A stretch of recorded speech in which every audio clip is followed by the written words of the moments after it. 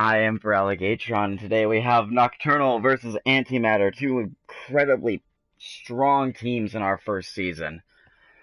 Both teams are led by, Nocturnal is led by Sladeaway and Antimatter led by MJ. Our lineups are looking pretty strong going into both teams. We've got some very strong players on both sides, where Papa Kaiser from Nocturnal, as well as Lieutenant Oof from Antimatter. We also have Jaber from Antimatter, as well as Nicholas Stinger, an incredible DPS player in our league. This is going to shape up to be an incredibly good game, I'm thinking, and with both teams ready, our first map is going to be Paris. And now, the way that our finals are going to work, it's going to be a best of 7 first to 4, where each team is going to get the chance to pick maps. The way I was going to do it is the teams are going to alternate their picking. However, if the captains decide to let the losers pick, then losers will pick, and I'll leave that up to the captains to decide. But I do want to stress that in the event that an agreement cannot be made, I will have the final decision, being the caster. I'm sorry if this upsets anybody, but I just want to move things along. Now, the way our tournament was going this season, though, is we had a loser's bracket. And Nocturnal came up from the loser's bracket into this position where Antimatter has gone undefeated in the main playoffs. Meaning that if Nocturnal wins this first set, then there will be a 10 to 15 minute break in between the sets and they will go again, going to another best of 7 first to 4. Whoever wins that second set, or if Antimatter wins this one, will be the winner of our finals. Good luck to both teams. And now, going into the lineups, it looks like from Nocturnal, we're going to get a little bit of a bunker composition. We've got the Junkrat Bastion, Mercy, and Roadhog, and that's going to be with an Orisa shield. Now, the Roadhog and the Orisa is going to be an incredible combo, especially when combining with that Bastion. They also have the Baptiste with that Immortality field, which is going to protect their entire team if used in the right positions. Whereas we're coming from Antimatter, we're seeing a little bit of a dive composition. Ooh, but right away, Nicholas Stinger takes out 2 picks. The Junkrat and Weebology, the Pharah. Antimatter is now going to have to regroup right away before the fight's even begun. We have Nocturnal, though, taking a nice high ground position in the choke point. Let's see how Antimatter chooses to push into this. We have MJ on the Hammond, which is going to be a really good pick to move around that Bastion and start pushing people around. MJ is pushing in now, and let's see if he can create some disruption. The Orisa is knocked down, and MJ is able to get away with his life for the time being. Antimatter starting to push in with Pharah taking out Sladeaway, the Bastion. A res onto Bastion as well as a res onto Oof. The teams are back up with Weebology taking a pick onto the Mercy. That's a massive pick for Antimatter, and the push keeps going with a pick onto the Orisa and the Baptiste, and it looks like Antimatter is going to start that capture percentage. However, Nicholas Stinger is shooting back, taking out MJ with a Riptire coming in right down from the middle. Going to try and take out the Hanzo, which it does! But there is still a Pharah onto the plate, but Roadhog is there to contest it. Mercy is there to help Pharah stay up. If they can take out this Mercy, it's going to be a massive pick for Antimatter. Ooh, and Antimatter loses their Pharah to Roadhog's amazing hook from Papa Kaiser. MJ, though, taking out 2. And then with Bullet getting a res onto Weebology, it looks like that Antimatter is all but capped at this point. It looks like Hammond was trapped, I believe he was. But we have Lieutenant Oof making another massive pick onto this point. Lucio doing a lot of just harassing onto that Baptiste, taking him down. It looks like Antimatter is going to take possession of this point, with Orisa stalling for time. And Antimatter is going to take first point on Paris. Now, Paris is one of those harder maps to try and defend against, especially that first point. But moving into the second point, it is very much so in the favor of the defenders. It is incredibly hard to push, especially if the defenders can tell which way you guys are trying to come from. If you try to go center, there's a massive chance that the defenders are just going to easily be able to hook you, just like that Roadhog just did with MJ. Dragons comes out from Antimatter, and the push begins with MJ starting to push in, knocking up Ike and the Junkrat, but Nicholas Stinger does take him down. It looks like Nocturnal is going to defend this point for the time being with a nice stagger onto Jaybird. Not too bad of a stagger, though, and he's going to respawn relatively quickly with the rest of his team. If they kept him alive a little bit longer, it might have been a better stagger. But still, a well-done defense from Nocturnal. Coming up with ults, though, it looks like Nocturnal does have the advantage with the Riptire coming up very shortly. However, you also have another Dragons coming up on the side of Antimatter. Lots of defensive ults and offensive... defensive ult from Antimatter and a lot of offensive ults coming up from Antimatter's side. Let's see what they're going to be able to do with this as the push begins. We have Lieutenant Oof starting to push in. A barrage taking out the Bongo, as I like to call it. It's Ariza Supercharger. With the Tire coming in, it's going to take down 2 picks from Lieutenant Oof. With Roadhog getting one, hooking the Hammond, but Hammond is going to be taken down by the Tire instead. Nicholas Stinger making a massive pick onto the Mercy and all but ending this push for Antimatter. Antimatter looks like they are trying to regroup now and just try and figure out how to break through this defense. This is where the Orisa starts to become incredibly powerful in these bunker-style comps. Just being there and just that constant shield being on a cooldown. The fact that she can fling that gives her incredible defensive capabilities. But it looks like that Nocturnal does have the advantage once again when it comes to ults. We have Antimatter with very low ult charge, only an Hammond ult coming online. However, if done correctly, that Hammond ult can be a very powerful one. It looks like Antimatter is trying to push through this side room, whereas Hammond is going to pop his ult right into the middle of his team. It's going to take down NorCal, but there is an immortality field on the Orisa that's going to keep her alive. Antimatter starting to come away with picks, but Slade Away takes out Bullet, and then Papakaiser taking down MJ with a res onto Nicholas Stinger, and it looks like Nocturnal once again is going to hold this point. At least for the time being. We do still have a Sombra and a Genji on the point, but with a hook onto the Genji, Sombra is going to have to back out or die on the point. It looks like Sombra is choosing to back out at the time for the time being. Very well done by Nocturnal, not using too many ults, and that those well-placed immortality fields is what kept that Orisa alive and allowed their shield to stay up. If I were Antimatter right now, I'd say it's time to start thinking about getting another tank, quite possibly. Having an ability to absorb some of that damage from Junkrat and McCree is going to be some of the best things that they can do right now.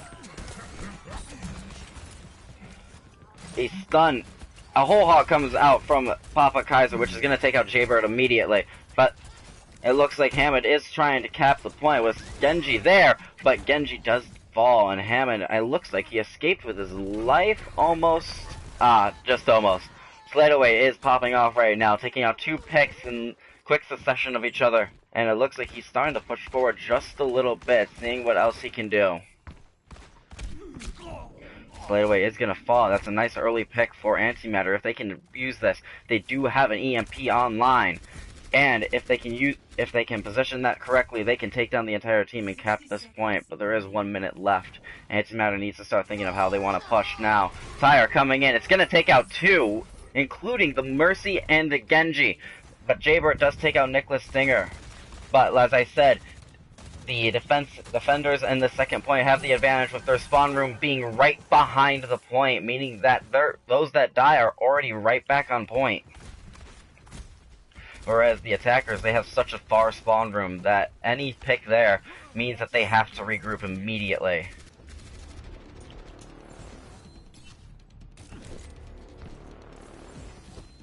Genji does have a Dragon Blade. Let's see what they can do with this. I'm seeing an EMP Blade coming into the near future. It looks like that's what they're planning to do, as Sombra does start to get into position to do so. Mercy, though, falls immediately, but they can't group up. They have to push the point now. A nano boost right onto the Genji, but the Immortality Field keeps the Orisa up. Immortality Field is going to fall, but Orisa does fall with Lieutenant Oof taking out a pick of his own. Slade Away and Papa Kaiser, though, each getting a pick. And it looks like Nocturnal has defended this point. Very, very good ult usage. Even from Antimatter, although the push was failed, they had everything ready to go, and it looks like there was definitely a lot of communication going on from both sides. It's going to be a very close game, and both teams definitely have earned their position in this finals. very excited to see how Antimatter is going to defend. My bet is they're going to run a very similar defense that Nocturnal did, whereas you're going to have that Orisa Roadhog. But if they're going to do the Bastion, I don't know. Bastion is very situational and only goes good against certain comps. If Antimatter decides to run the Hammond or even a Diva, Bastion's going to have to be forced off. But let's see what they choose to do. Going into the lineups, we have Antimatter. Antimatter is going to defend with the Roadhog Orisa, just as I thought. Instead, they're going to run with a double sniper combination with Hanzo and Widow. Whereas, from the side of Nocturnal, they're going to run a very similar comp that Antimatter did with the Pharah Junkrat. However, they're running an Orisa Roadhog just like before, and we already know how well that combo can be. With Orisa's ult, it's able to give free hooks to that Roadhog, and with Roadhog's shotgun damage, he can make kills in so quickly and in such quick succession that there's a reason why that he's such a powerful tank. We are going to see also an Ana, though, from Antimatter. Nice amounts of healing, as well as that Anti-Nade is going to become very useful for countering that Roadhog, as well as countering the Baptiste, who has a burst healing capability. Nocturnal, seeing what Antimatter has, they start to make a plan to group up a little bit. Moving through the side room, they're going to immediately start pushing towards point. Widowmaker having some free shots, but that shield is getting massively in her way.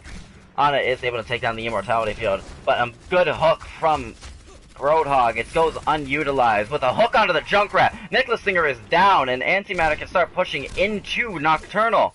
Roadhog moving around. Orisa is going to fall to Papa Kaiser, but an anti-nade comes out. It doesn't look like it hits anybody, but there is a res onto MJ. Thanks, courtesy of Bullet, Lieutenant Oof is going to get a pick onto Sladeaway, and it looks like Nocturnal is slowly making their way to point, whereas Antimatter is still holding the high ground for the time being. This could be a very dangerous position for them, holding that high ground while Antimatter is quickly moving towards that point. Ike, though, is going to fall, and Antimatter is going to be able to reset back up. Very nice Widow plays, and a final pick onto the Junkrat. That is a nice stagger by Lieutenant Oof. Now, the big part of that defense is the fact that the Roadhog was basically going uncontested. He was able to get these massive hooks and just load out that much damage. As you can see by his ult charge, he already has 78%. Lieutenant Oof, though, proving that he is the superior Widow, taking out Sladeaway. Lieutenant Oof also was most likely one of the bigger players in that push.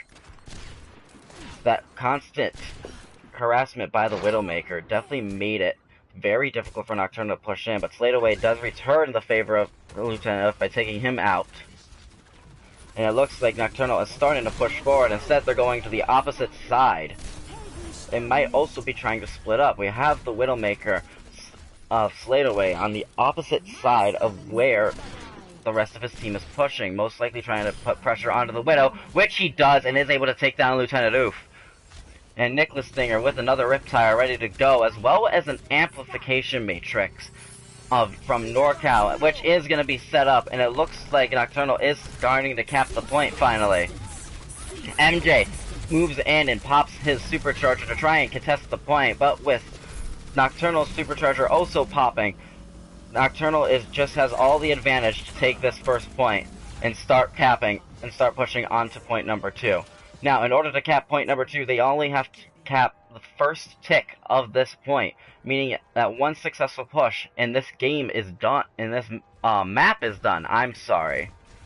This game is still going to be going on for quite a while, possibly even into 14 maps, which I'm sure some people would be really excited to see coming into our final. Sladeaway, though, taking an immediate pick onto Lieutenant Oof.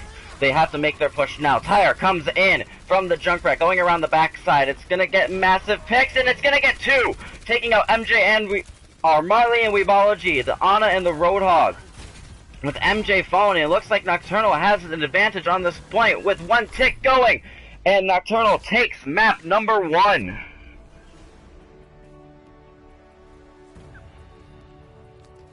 Very well done from both teams. With Lieutenant Oof getting the play of the game. This is probably one of his big tires, or maybe even just a normal Junkrat play.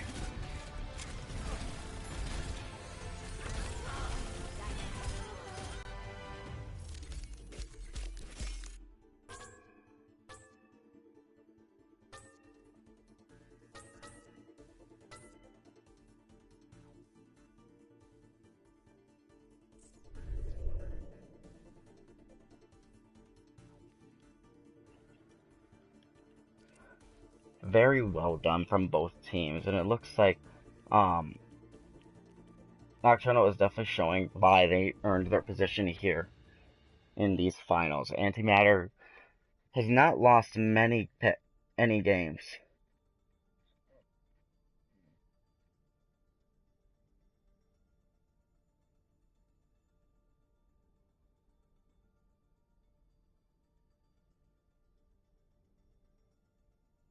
And our next map, I'm thinking, is going to be an escort map. Why not? Actually,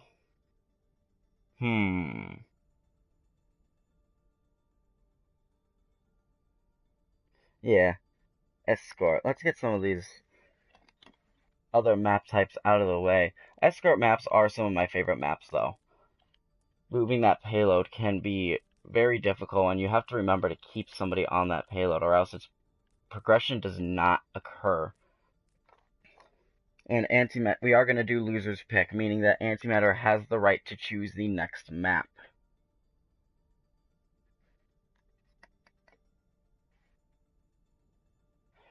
What they choose will be decided by Team Captain MJ, and I'm excited to see exactly what they choose.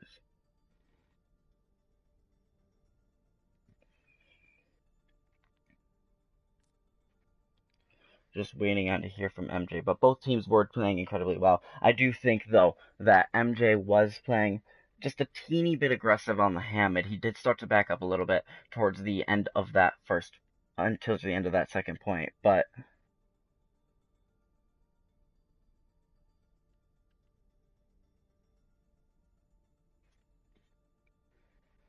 towards the end of that second point. But I'm still just waiting, so sorry if there's any lulls in the commentary, guys.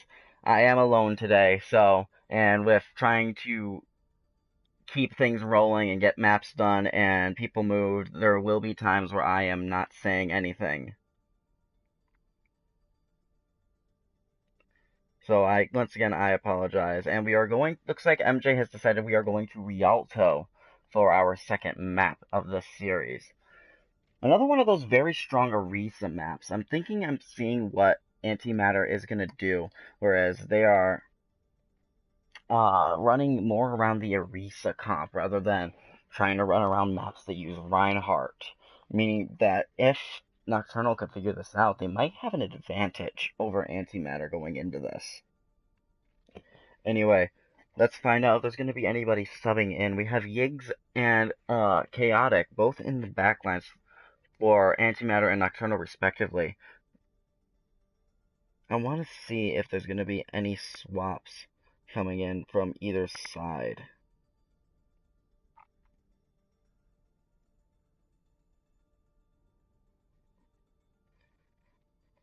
Now, if they do choose to sub in, I can see both of these players being incredibly strong in this game. We have Yiggs, who has proven that she is an incredible support player, as well as I believe I've seen her play tank from time and time again, whereas Chaotic, I believe he was a DPS player, if I'm not sure.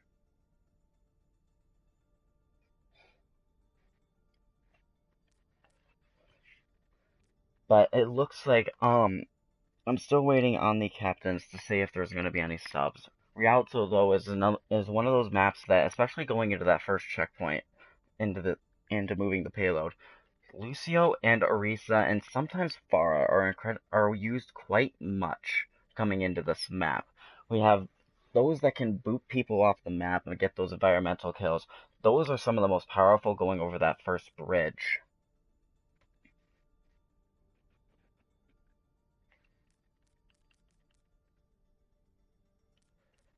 It looks like both teams are, though, talking with each other, figuring out what they want to do. So let's see if anybody does come in. And right now, I'll just take a moment to look at what the chat is going on. Anyway, how are you guys today? And are you guys excited to see some great Overwatch, though, from both these teams that have been... This game has been quite long-waited, and I'm excited to see some amazing plays from both of these teams.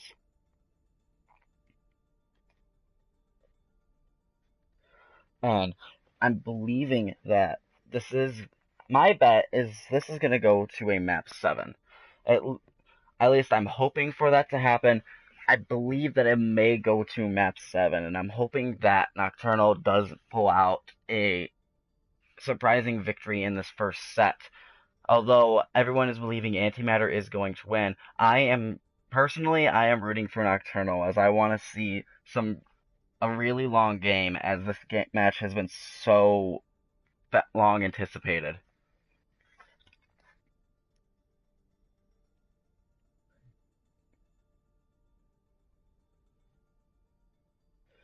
It looks like that Nocturnal is ready to go, and it looks like that also Antimatter is.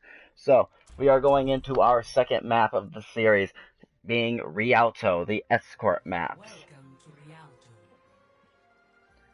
And if this is your first time seeing any Overwatch event, which I'm unsure if anyone is, but if this is your first time, let me explain how escort works. The way escort has to work is there's a defending team and an attacking team. The attacking team must move a payload to 3 different checkpoints along a certain route in order to cap into the final 3rd checkpoint to take 3 points. Every checkpoint captured is another point added to their score.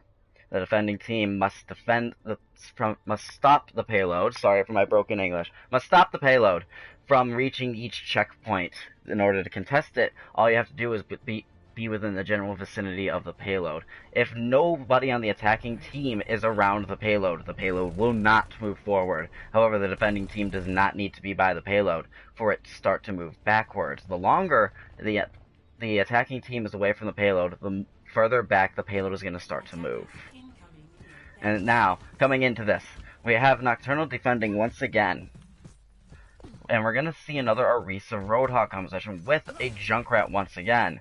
Junkrat is going to be incredibly powerful in these tight areas, especially getting this first point, as there's very few places for Antimatter to really push from. They can push either through mid, or they're going to be forced to push through this small hallway. And if they do choose to push through the hallway, Junkrat is going to have a massive advantage. Whereas coming in from Antimatter, it looks like they're going to actually run a Genji Sombra Ashe, which, with that amount of damage, it's going to be very hard for these tanks to really stay up.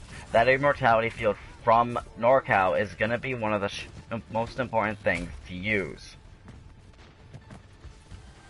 It looks like Antimatter, though, is going to start moving the payload forward ever so slightly. All you need is one person on that payload for it to start to move forward, with the Genji providing some harassment onto the Orisa shield as well as the Ashe.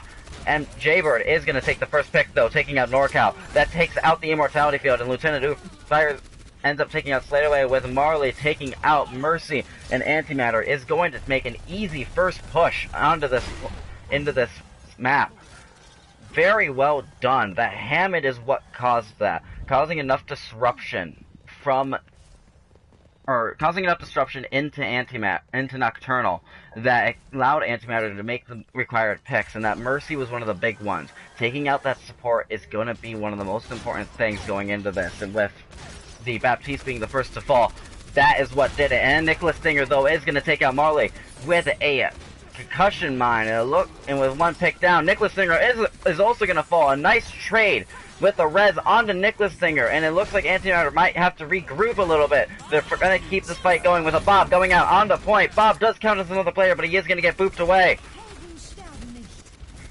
And Mercy is going to pop her Valkyrie to keep the rest of her team up and keep the damage going. A massive EMP from the Sombra of Lieutenant Oof, causing the deaths of 4 people. Make that 5, and that will be a team kill almost. Very well done. Those ults were used incredibly well. especially that EMP. EMP is most effective when in the middle of a team fight, when the enemy team isn't realizing where the Sombra is. If Sombra is able to sneak into those backlines, she's able to get massive hacks off, and just like you saw, an incredibly massive EMP, which 9 times out of 10 will lead to the deaths of many members of the team. It looks like, though, Nocturnal is going to hold to this point. Moving closer and closer. We have an amplification matrix right in front of the point, but we have the Hammond Mines and a sound barrier from Lucio to defend the team and keep this payload moving. Hammond moving into the backlines, but Lieutenant Oof is going to fall to the Roadhog, as well as the Ash, and it looks like Hammond and Lucio are starting to pull out. It looks like Lucio might have gotten away, but he did fall. Weebology, though, is going to take out Slate away in his retreat. NorCal, though, taking out Mercy, and Weebology also going to fall. Antimatter needs to regroup now. We do see a Sombra, though, coming up with a quick EMP once again. Someone get that payload moving again. What she's going to do, she's coming up quickly to an EMP, and that's going to be another big game changer. If she can get the right people hacked, this is what's going to turn it around for Antimatter right now. We also see Weebology with a Dragon Blade, probably waiting for that EMP to charge up. Bob is going to come in right away, and is going to start contesting the payload, and Bob does count as another player, meaning that as long as he's near the payload will move forward. Nicholas Stinger, though, is going to take out Marley, with Slate away taking down MJ with a Deadeye. Dragon Blade is going to come out from Weebology, but is going to be taken down. And Nocturnal continues to hold this payload right where it stands. MJ, though, is trying to make the push. A massive EMP comes out from... Well, it looked massive, but it doesn't look like anyone was actually caught in that EMP. Meaning that Nocturnal still has all their abilities. Roadhog starting to pop his whole hog, which is going to bop everybody away, as well as destroy those mines. And it looks like Antimatter is going to start to regroup once again.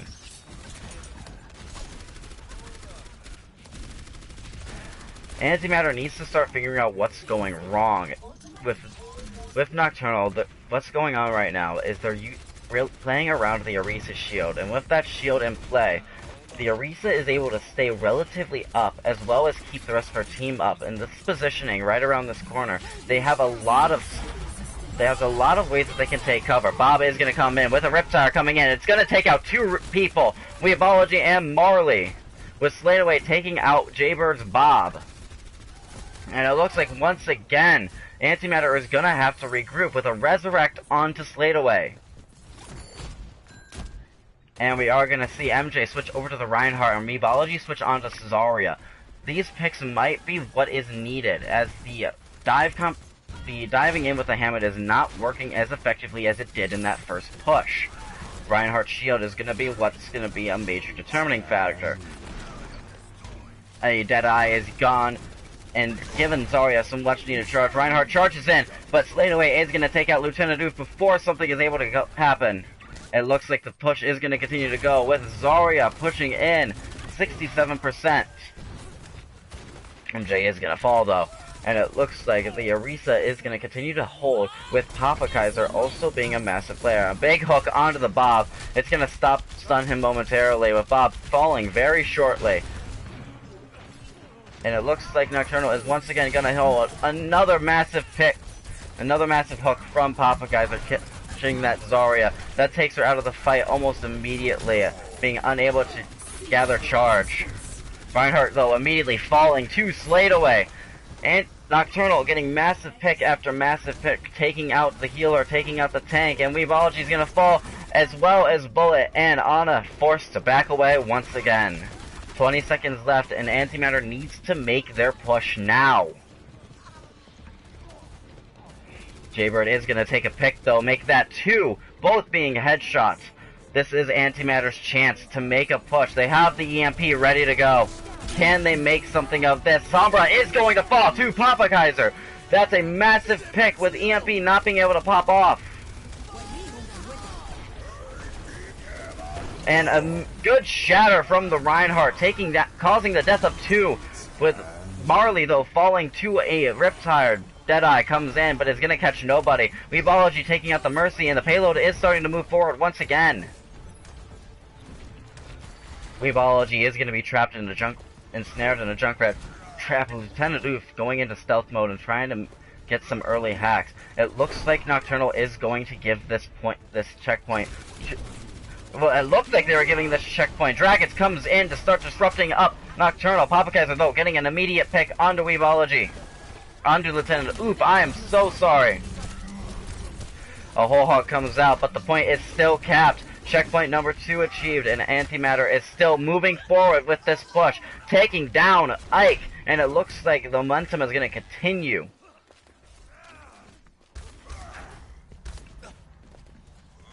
Very well done. However, the only downside to those pushes was the massive amounts of ults used. But we do see another Earth Shatter coming online very shortly, as well as a Valkyrie and another Dragon. And with the switch onto Doomfist, that's going to cause even more disruption into Nocturnal's comp. Doomfist able to move into the backline very quickly, taking down the Moira, as well as Jaybird taking down Nicholas Singer. A Dragons comes in with the Immortality Field. Nobody's going to fall to that. Jaybird, though, is going to take out Papa Kaiser very quickly, and is starting to make his presence known throughout this game. Antimatter still moving the payload forward with Nocturnal trying to contest, but the payload is going to be captured and moved to that final checkpoint. Very well done by Antimatter into that.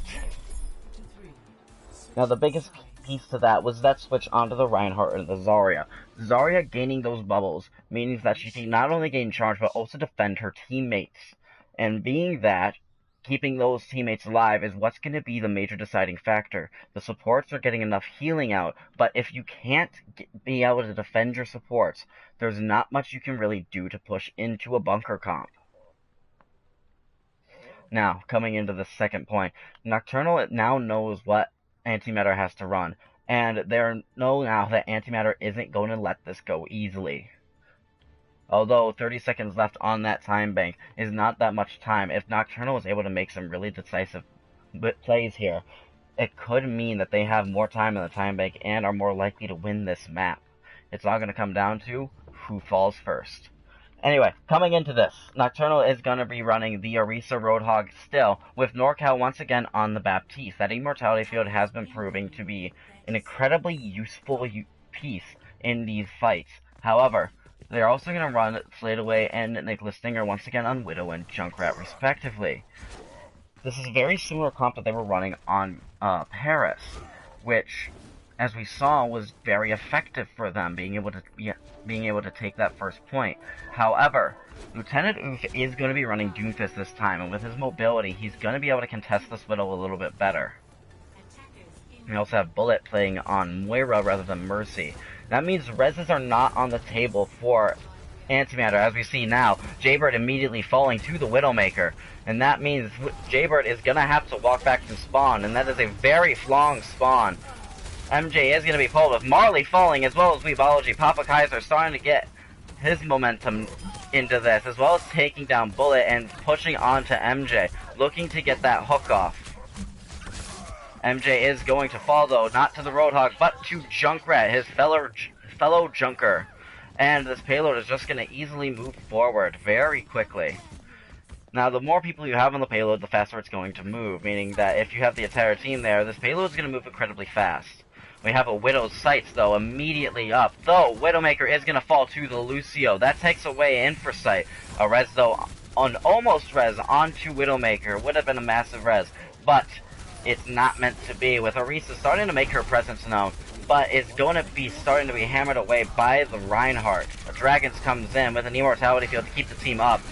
Reinhardt, though, still just swinging his hammer away, and it's going to be a major factor. However, MJ is going to fall, with Weebology taking down NorCal, Jaybird, as well as taking down Ike, and it looks like Antimatter is going to start to stabilize here, just a little bit, looking to get a stagger onto the Roadhog, which they are able to do, courtesy of Weebology.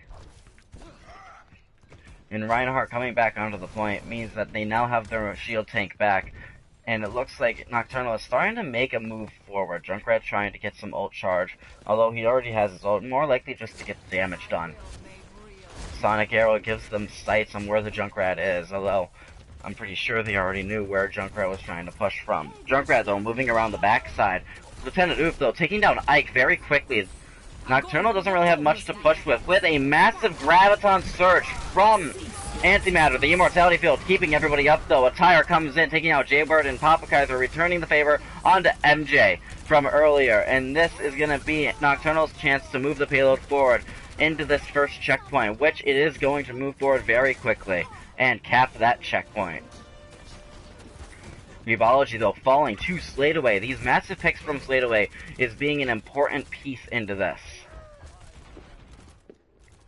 Widowmaker starting to set up sight, looking to get a pick onto the Lucio, but does not get that pick. Jaybird, though, coming in to contest him. And it looks like Nocturnal is still going to continue to move this payload forward. Doesn't look like Antimatter really wants to contest them here. Instead, they're looking to contest them towards the back side of this point. Trying to contest from high ground rather than coming in from low as Nocturnal had. However, it's looking like it's not being as effective as they wanted it to be. Because the payload moves quite forward. And Papa Kaiser popping a whole hog. It's going to push the team back and allow the payload to move forward just a little bit more. With MJ falling, it looks like Antimatter is not going to be able to hold this point for much longer. Moira pops her Coalescence to try and keep the healing and the damage moving, but it's not going to be enough. The payload continues to move forward with another big hook from Papa Kaiser onto the Zarya Weebology. Lieutenant Oof, though, is going to take a pick onto Nicholas Singer, and it looks like Antimatter is going to start to stabilize just a little bit. A Shatter comes in, it's going to catch nobody with an Immortality Field there. Eureka isn't going to fall very easily. And it looks like Antimatter is starting to back up a little bit with a Supercharger coming in from the Eureka. Papa Kaiser is going to take down Weebology, and is going to be a huge asset for Nocturnal. Papa Kaiser is going to fall with Marley taking out a pick on the Mercy. Riptire comes in. It's going to catch MJ with the Dragons right onto point. Marley going to kill the Lucio with a Soundwave. I don't remember what it's called. I'm sorry. And Bullet, as well as taking out Sladeaway with a Damage Orb, and Jaybird taking down Ike. And Antimatter is going to hold just before that second checkpoint. They are showing that they are working together really effectively, and that Moira healing is doing a lot with keeping the team alive. Marley, though, going to fall very fast to Nicholas Singer, with Sladeaway having the infrasight up. They can see exactly where Antimatter is trying to hold, but Lieutenant Oof can also see where Nocturnal is trying to push from, meaning that these locations are going to be very useful. Ooh, but a big pick onto Bullet from Sladeaway, but Sladeaway is going to fall to the Widowmaker, as well as with the Mercy falling to Lieutenant Oof. Papa Kaiser, though, taking down MJ. And it looks like Nocturnal is going to maintain the presence on this point. Another Immortality Field right into the middle of that grab. That's going to stop any pushes from any counter pushes from Antimatter, meaning that nobody is going to die to those. MJ, though, is able to get back. Lieutenant Oof taking down Ike, with Sladeaway and Papa Kaiser taking down Lieutenant Oof and Weebology, respectively. And it looks like Nocturnal is going to have the advantage and will cap this second checkpoint. Very well done. As I said before, those Immortality Fields are the major determining factors in these fights, allowing a lot of damage to just be absorbed, rather than any picks being gained. And Nicholas Singer taking out those two picks, this is going to allow Nocturnal to keep this payload moving forward. Coming into this, let's see if either team is going to make any decisive picks. They switch over to the Orisa rather than the Reinhardt, as well as switching into the Roadhog. The Orisa Hog combo is might just be what is needed in order to hold this point. Lieutenant Oof, though, taking down two picks, with Jaybird taking down one, as well as another by Lieutenant Oof, and it looks like Antimatter is going to start to hold. Very well done from Antimatter, and Lieutenant Oof was starting to pop off there, taking out three picks from his own, half the team with just a Widowmaker. And it doesn't look like he really took any damage, meaning that the Widowmaker was going relatively uncontested, which is a major piece for Antimatter. We have, though, Nicholas Singer with another Riptire, and most of these Riptires have been pretty big, getting two people out, and almost always reaching a support. Riptire is going to come in. It's going to come around the backside and try to take out one, maybe two. It's going to take down It is going to take down Marley, though. Another support. Massive Riptire with 3 other picks coming in alongside it. And Nocturnal is going to move forward with Antimatter being forced to push back. An amplification matrix pointing towards the spawn, meaning that any damage gone through that is going to be amplified. Moira is going to fall, though, to the Roadhog. This Roadhog has been a major nuisance for in Antimatter's side, but the whole hog coming out from Antimatter is going to take out NorCal, with Arisa still having a presence on this point, but we have the Hammond once again to defend the point. Papa Kaiser and Ike, though, each taking down their own picks. The other tanks from Antimatter, and it looks like Nocturnal is going to start to keep this payload in their possession, and just barely moving forward. It is contested, though, right now. As with people on the point, it's not going to move forward. A drag it, though, comes out from the spawn room by Jaybird right towards the middle, and it looks like Antimatter is going to hold with 7 seconds left on the clock. Can Nocturnal take this payload? NorCal is going to fall, and it looks like Nocturnal is going to send it into overtime just barely, but it does not look like they're going to cap this point, and Antimatter takes map number 2.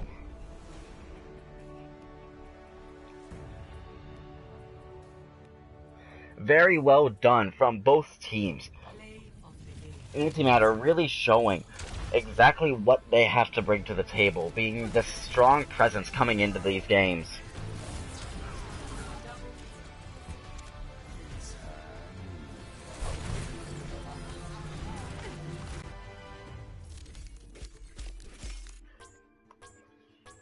And our next map is going to be a King of the Hill map, as most people call it. I believe it is actually called Assault Maps, if I'm not mistaken.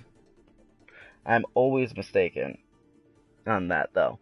But with the score being tied up 1-1, like I said before, first to 4 maps is who is going to win this match, meaning that we are almost guaranteed to go to at least 5 maps now.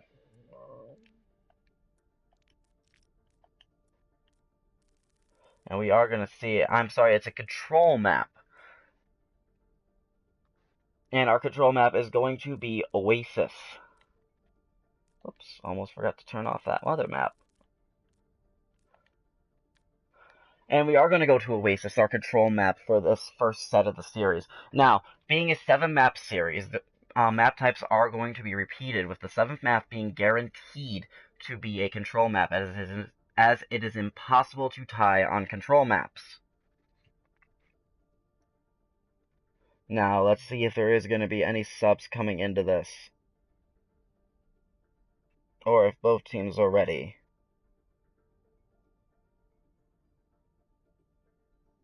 Now, the bigger players in that last match were definitely Swaylee and Lieutenant Oof still, but also Nicholas Stinger, being that big presence as Junkrat, but in Papa Kaiser still being also a massive presence with Roadhog.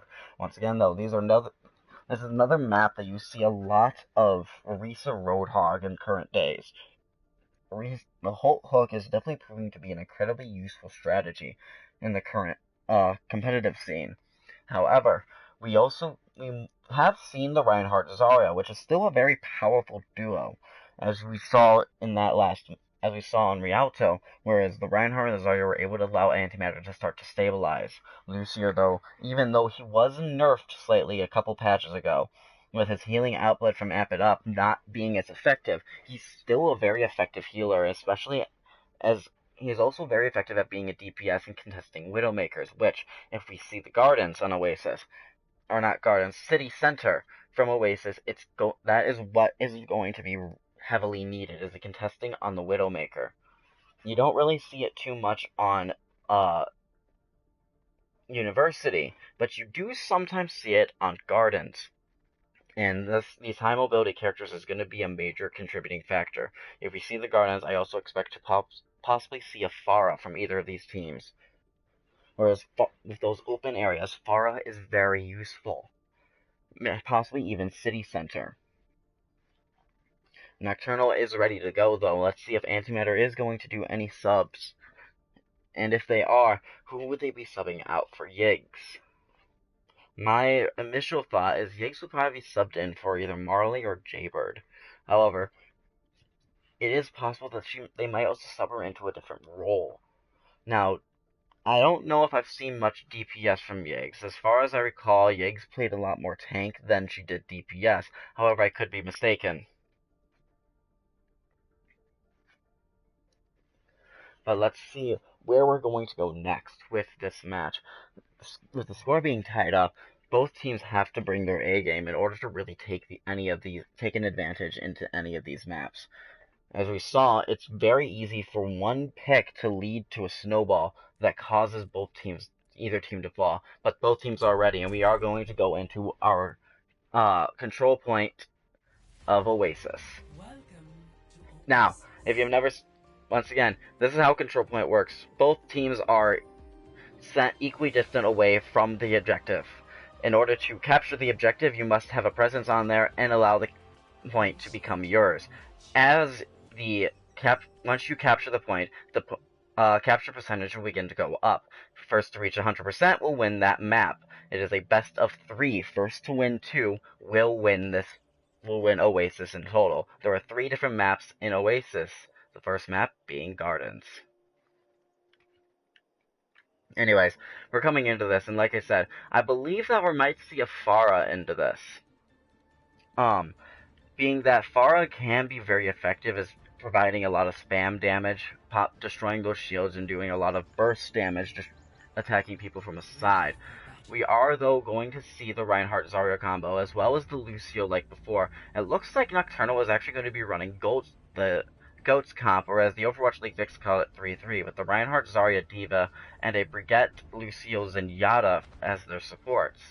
Now, this is a very aggressive composition, and a lot of ult charges gained from it. It's also in the style of what's known as Brawl, meaning that you can really fight close range.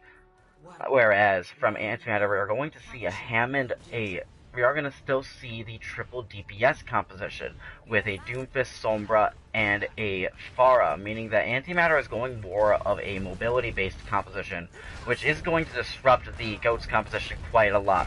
But Popcuts are immediately falling, but Ike returning the favor onto Lieutenant Oof, but Nocturnal did lose a support, whereas Antimatter only lost a DPS, meaning the damage output is still there for Antimatter, with that another pick onto another second support onto Brigitte.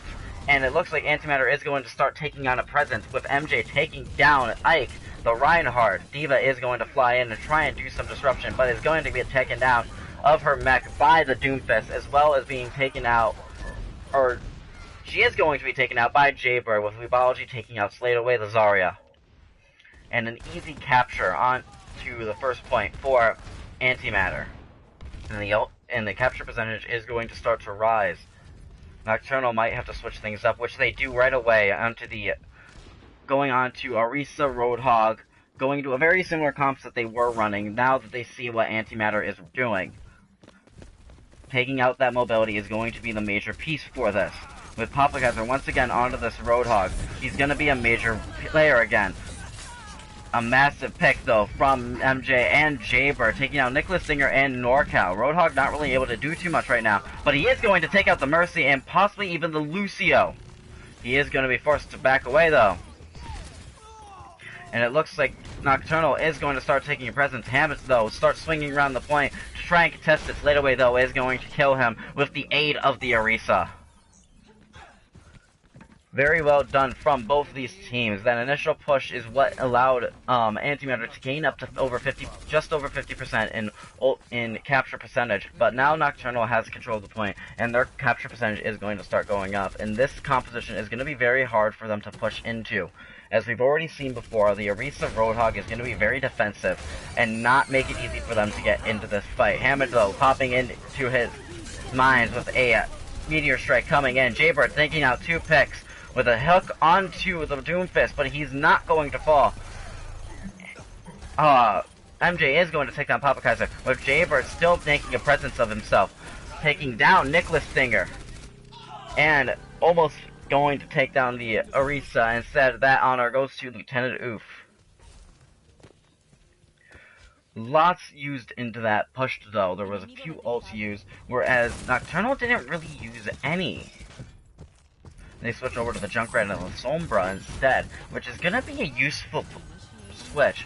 Sombra is able to hack Hammond out of his ball form, just as we saw there. And with Hammond being hacked, he's unable to use any of his abilities. Dragons, though, coming in straight into the center of where Nocturnal was. 2 picks immediately off that Dragon and that EMP, with MJ taking out the Moira, but Nicholas Stinger firing back, taking out 2 picks of his own, with Sladeaway taking down Lieutenant Oof. Nicholas Stinger is going to fall, though, with Bullet getting a res onto Jaybird, and Sladeaway is going to take down Marley, and it looks like Nocturnal, or Antimatter, is going to hold this point with 96% onto the capture objective. Nocturnal starts to push in, popping 2 ults, the Supercharger and the Whole Hog. Supercharger is going to go down to the Sombra, but Sladeaway is going to take down MJ, and Sombra being the only one on point. Lieutenant Oof is going to take out Papa Kaiser, though, but it looks like this point is going to flop over to Nocturnal.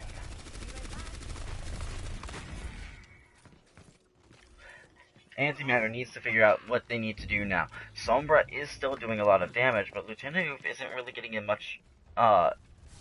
much use out of the McCree as previously, as he is being able to as they are starting to target him down. Although McCree is still going to be a very useful player into this, I believe Antimatter and I have to switch something up.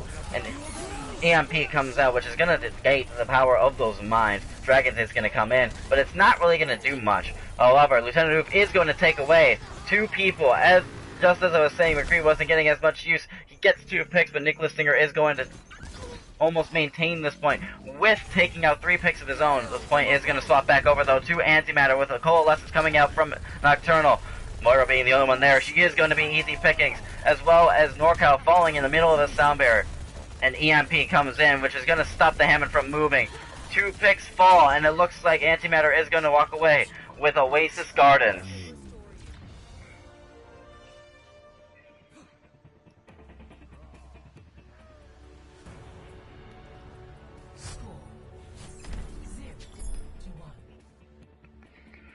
Very well done, and those EMP... Sombra is very effective when staggers are coming in. When you have people just walking their way onto the point, it hopes to try and recap it and stop the point from being captured by the opposing team.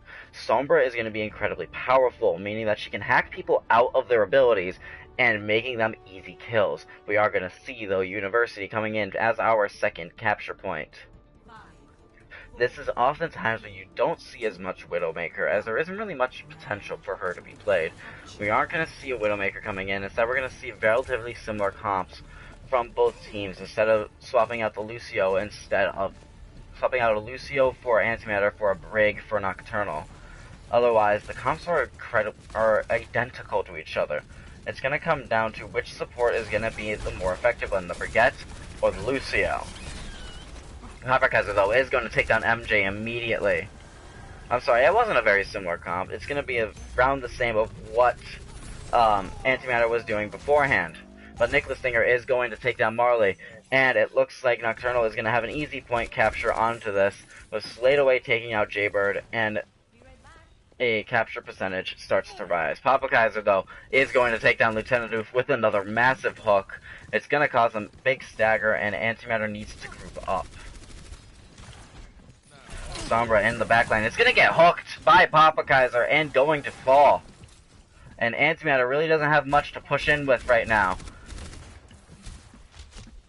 Let's see if Antimatter is able to do anything with this.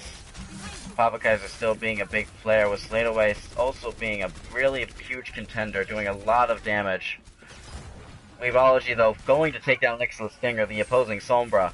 Another big hook, this time onto the Orisa. Dragons is going to come in straight onto point, splitting up Nocturnal, but not too much. MJ, though, is going to take down NorCal. NorCal, though, is going to be rezzed by the Mercy, with a big pick from Papa Kaiser onto Lieutenant Oof, and a Whole Hog going to start pushing the Orisa away. However, Roadhog is going to fall with a Resurrect onto Lieutenant Oof, and Antimatter does take this point and starts building up some capture percentage. However, looking at the ult charge, though, it looks like Nocturnal has the advantage. They have an EMP, and that's what's going to be the major deciding factor, as well as having McCree and Orisa both being very close to their ults. EMP is going to come out. It looks like it caught 2, with a Deadeye coming in from Nocturnal, It's not going to catch anybody, but Papa Kaiser is going to take down Bullet. As well as Lieutenant Oof, though, taking down Sladeaway, who was asleep. Lieutenant Oof taking down the Arisa as well, with an EMP of Antimatters coming in with another Deadeye, this time of Antimatter, which is going to take down the Sombra. Forgets into the fight now, but is going to fall fast to Jaybird, with Roadhog being hacked and unable to heal himself, and Antimatter once again captures this point. A little bit of tactical crouching from Lieutenant Oof. But we are going to see 3 ults on the side of Antimatter, as well as 3 ults on the side of Nocturnal. Dragons, though, comes out from Antimatter. It's going to catch nobody and not really do much to disrupt their movement. Only waste a few seconds of time. Jaybird, though, falling to Nicholas Stinger thanks to a massive hook. Both Orisas pop their superchargers, but it looks like Nocturnal is going to use theirs more effectively at taking down the shield. Lieutenant Oof, though, going to fall to NorCal. But Papa Kaiser and Sladeaway each taking down a pick of their own, with Sladeaway taking down another one, and Mercy getting a res onto the Brigette. And Nocturnal caps this point once again with 86% on the capture point. We have a Sombra, though, ready to go on the side of Antimatter. They know where she is, though. Nocturnal still knows where she is, though. A Valkyrie comes in from Nocturnal, or not Nocturnal, from Antimatter. Actually, I believe it's in from both. A whole hog comes in on the side of Nocturnal, which is going to take down Lieutenant Oof, with Nicholas Stinger taking down Sladeaway. A Riptire comes in from Nicholas Stinger. It's going to take down MJ, and is going to allow this point to be fully captured by Nocturnal. We are going to go to our third map in Oasis, which is City Center. Another map where you're more likely to see a Pharah and a Widowmaker composition. However, I don't know if either team is going to be running that. I believe Nocturnal is most likely going to stick with the same comp that they have been running, which it looks like they are with the Roadhog Orisa. Whereas Antimatter looks like they're switching things up just a little bit. Instead, they are going to go over to a Reinhardt, with a Zenyatta coming in for Antimatter. It looks like they want to brawl a little bit. Possibly even going into the Goats composition. It looks like they're going to run Ryan Zarya with a Brickle Zen. But, you can also swap out the Diva, and they are going to run Sombra Goats, which is very powerful currently. Sombra being able to hack people out, it's no surprise that you're able to see her more often in these games. However, we are going to see some early damage from Lieutenant Oof, but it's most likely for the mobility of Zarya. A massive pull, but it's not going to be utilized. The hack, though, is going to come out. It's going to catch Papa Kaiser, with 2 picks, though, falling onto the side of Nocturnal. And it looks like that Goat's composition is falling to the bunker as we speak. And Nocturnal is going to capture this first point and start that capture percentage. Very well done. Those early picks, even though Papa Kaiser was hacked, they still managed to get 2 picks, meaning that Papa Kaiser was able to escape with his life and regain the ability to use his abilities. And it looks like, though, Antimatter is going to continue along with the Goats composition. They're going to have to be very aggressive, but we do see Nicholas Stinger here in the back lines, ready to hack the Reinhardt. Nicholas Stinger is going to pull away, though. Sladeaway, though, looking to get an easy pick, trying to flank around, and chooses not to instead. MJ, though, getting hacked, and is going to get pulled. He's not able to use a shield right now, but he is able to just now. Sladeaway, though, is going to take down a pick of his own, with Papa Kaiser taking out the Lucio. And it looks like Antimatter, once again, is going to have to be forced to stay back and regroup once again. Nocturnal holding an aggressive point hold on this. Holding at those doors and just not giving Antimatter any space to get in there. Another hack comes in. It's going to instead catch Papa Kaiser with a sleep dart onto NorCal. Deadeye, though, coming in. It's going to catch 2 with an EMP coming in. Going to catch almost the entire team of Antimatter, with Nocturnal taking the advantage and taking out pick after pick. Starting to push aggressively into this Reinhardt and this Brigette. Brigette is not going to last very long. And 76%. It doesn't look like Antimatter really has much to push with. However, Nocturnal used almost all their ults, leaving only the Supercharger and the whole hog. However, these ults have been proving to be very effective when they're used, although we do see Antimatter with an EMP, a Graviton Surge, and I believe a Rally. EMP comes out, it's going to catch 3 people into that. 2 people are going to fall, make that 3, and it looks like Antimatter is starting to make their position known onto this point. Mercy is going to fall to the Reinhardt with Zarya taking out Nicholas Stinger, and Antimatter does flip this point over and with 99% for Nocturnal. One false move and Nocturnal can take this point and take this map. It's going to come down to if Antimatter is able to use this ghost composition very effectively. They need to brawl and push into what Nocturnal is running. Roadhog starting to make his push forward with Arisa making a pull onto the D.Va. D.Va though using her defense matrix. Roadhog misses his ult, but Arisa is now sleeping. Reinhardt though is going to be a slept dart as well. Papakaiser though demeching D.Va. They no longer have one of their tanks, and Papakaiser pops his whole hog. It's going to take down D.Va, but Roadhog is going to fall into the middle of his ult thanks to an anti-nade from Jaybird and a kill on from Lieutenant Uth falling to Papakaiser with Slade Away and Nicholas Stinger both taking out picks of their own. Nicholas Stinger though taking out 2, the Reinhardt and the Brigette, and this point flips back over to Nocturnal, and it looks like Nocturnal is just about to cap this massive anti-nade though from Antimatter. It's not going to be used though, with Weebology quickly falling to the barrage of damage. MJ comes in to try and defend the point. He's going to get hacked with a rally coming in from Nocturnal's side, and Nocturnal, it looks like they are going to capture this point with the overtime ticking down. Map number 2, or number 3, goes to Nocturnal.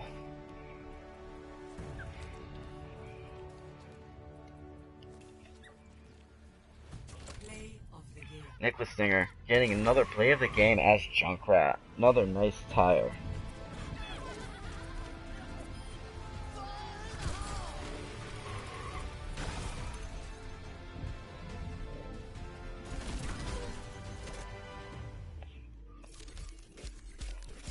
Really nice picks from both these teams, and once again I apologize for any lull in the commentary.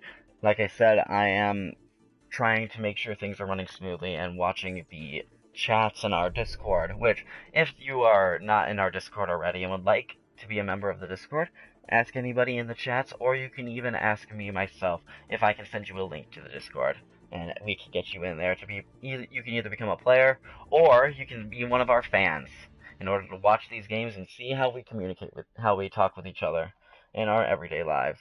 Anyways, Antimatter is going to have the honors of picking this 4th map, which, if Nocturnal does take it, they would be 3-1 right now, meaning that they would only have to take one more map, and they would be able to take this first series, meaning that we would end up with a 10 to 15 minute break in between the series, meaning the stream is going to stop for a few minutes, and then I will start another stream for the second series.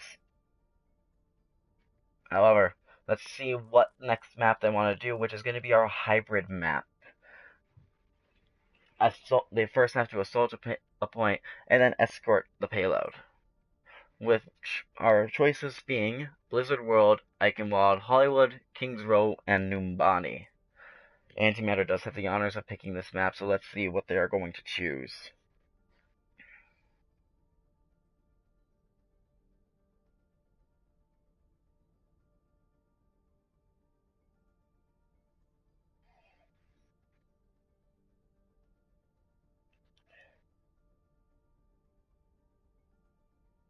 However, these games have been very well played from both teams, though. They are playing incredibly strong against each other. Our next map, though, is going to be Kings Row, which is one of the community's most favorite maps, being that it is so heavily used, and it's just very balanced, honestly. You capture that first point, and now the attackers don't have that much of an advantage. Because the payload starts moving, their spawn's going to get further and further away, whereas the defenders have a closer spawn every time the payload starts to move.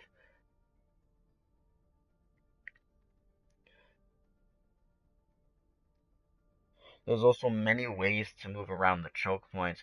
Lots of choke points, however, there's a lot of ways to get around each one, meaning that there's no real advantage in pushing to any of these checkpoints.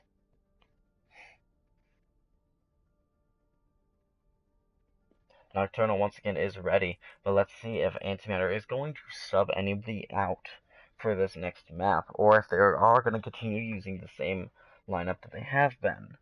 However, in any case, I believe Antimatter is going to have to change something up.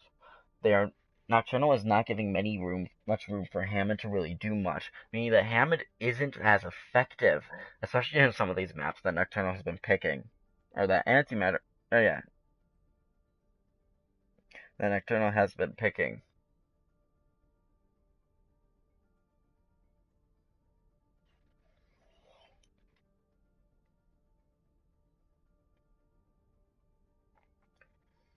However, I do believe if Antimatter does choose to start running a Risa Roadhog, they may have a better chance at taking down Nocturnal.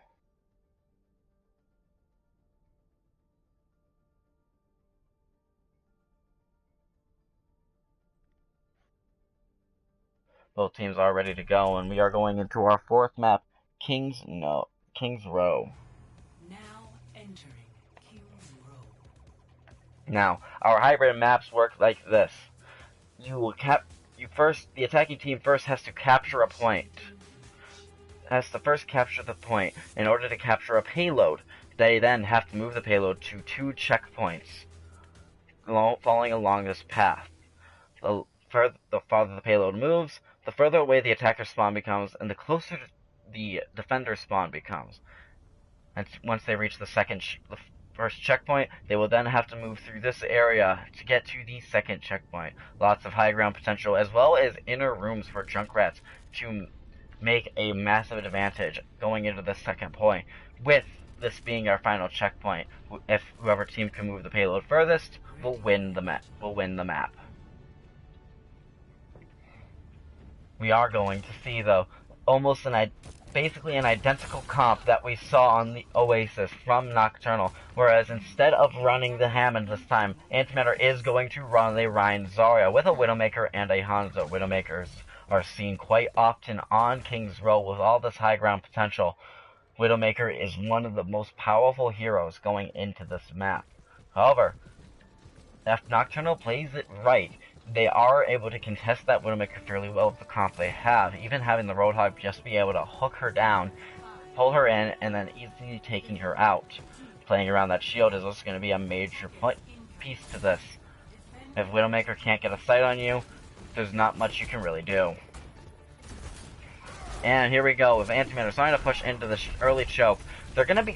Nocturnal is going to give them some space, allowing to move through those walls for that choke, but where Nocturnal is a choke in its own, with Marley falling quickly to Papa Kaiser. Once again, Papa Kaiser getting an early pick into this fight. MJ starting to get batted around by the Brigettes. Played away, though, taking down Weebology with a trap, being the one that ends MJ's life, but Papa Kaiser taking down Jaybird. Once again, Nocturnal showing their presence and the reason why they are here into these finals. They're not pulling any punches, and they're making sure that they are walking away with these maps.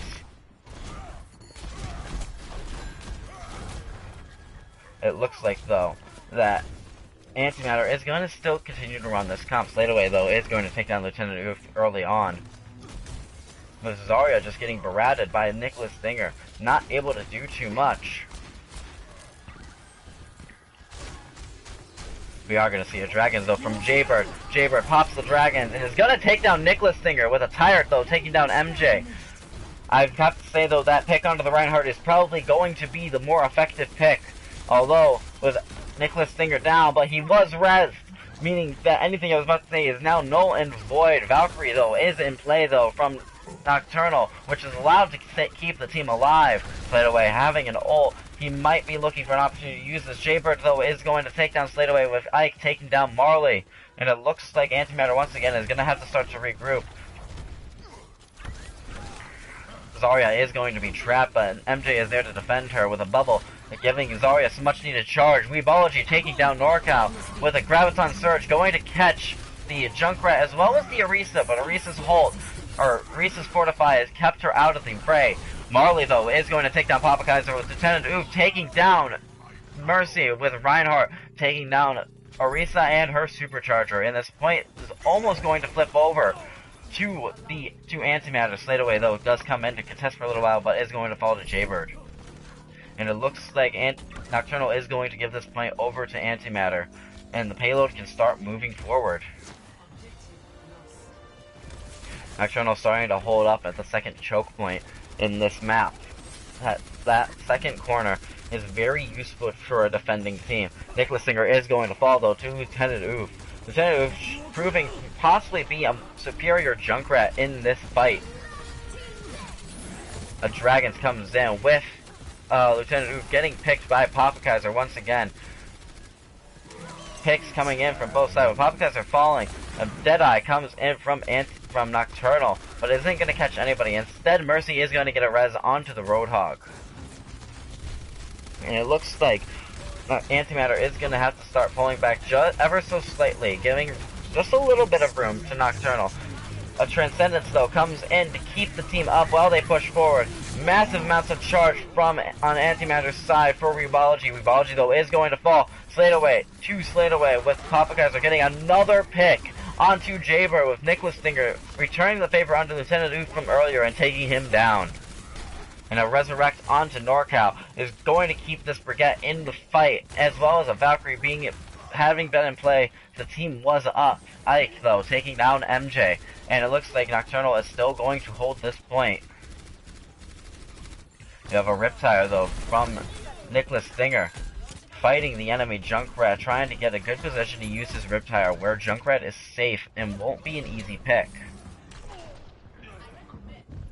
How they're going to push with this is going to be very incredible. Riptire coming in from Antimatter. It doesn't look like it caught anybody, but Nicholas Stinger is going to fall to Jaybird.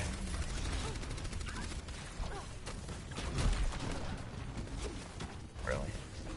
I'm sorry for the disconnect from the stream. It looks like... fucking hell. I'm sorry for that disconnect from the stream. I believe my internet was just being weird for a second, and the stream had to stop. I do believe the stream is back up, though. I just want to double check on that. The stream is back up, though. I just want to double check. And we are back in game. I'm once again sorry if the stream was cut out for a second. We are, though, going to see a Riptire, though, come in and take out MJ. It looks like the payload was able to capture the second point, though, and that is going to be huge for Antimatter in taking out this, in capturing this map. Though, it looks like Nocturnal is not making it easy, holding once again another very strong defense. Not changing anything up, instead continuing to run the same comp they were. Instead, I was wrong, they did change something up, they instead chose to run a Zenyatta. Zenyatta, though, a Dragons is going to cause the death of Nicholas Stinger and Papa Kaiser, with MJ taking down Ike, and this payload is going to continue to move. With Lieutenant Oof taking down Slate Away. And we have Lieutenant Oof with a Riptire ready to go. If it's going to be huge, he's going to have to use it now, and this could be what makes an easy victory in this for Antimatter. Nicholas Stinger is going to jump up and going to be trapped. An easy pick onto Nicholas Stinger with a Riptire coming in. It's not going to catch anybody. Instead, it's going to be destroyed by Slate Away, with Ike taking down MJ. Rebology, though, taking down the Supercharger is not going to be enough to stop Antimatter from being forced to pull back. With a Resurrect onto Papa Kaiser, we are seeing a lot of picks fall into the side of Nocturnal. We have a minute. We have just under 2 minutes left for an Antimatter to capture this point. We only have a Deadeye on the side of Nocturnal, whereas we see a Transcendence, a Coalescence, and a Earthshatter on the side of Antimatter. Though 2 picks are going to fall to Slate Away, meaning that Antimatter is going to have to push out, or pull out. However, MJ does take out Nicholas Stinger before being taken down by Ike, with Slate Away taking down Jaybird, and a res back onto the Junkrat. And now we see not only we see now almost 4 ults come online for Nocturnal, whereas almost 5 ults though for Antimatter. I believe Antimatter is going to have the advantage with this going into this fight. Transcendence is going to be used with Earth Shatter starting to be used. A Tire thus come in and take out Lieutenant and Bullet, with Weebology taking down Poplikizer.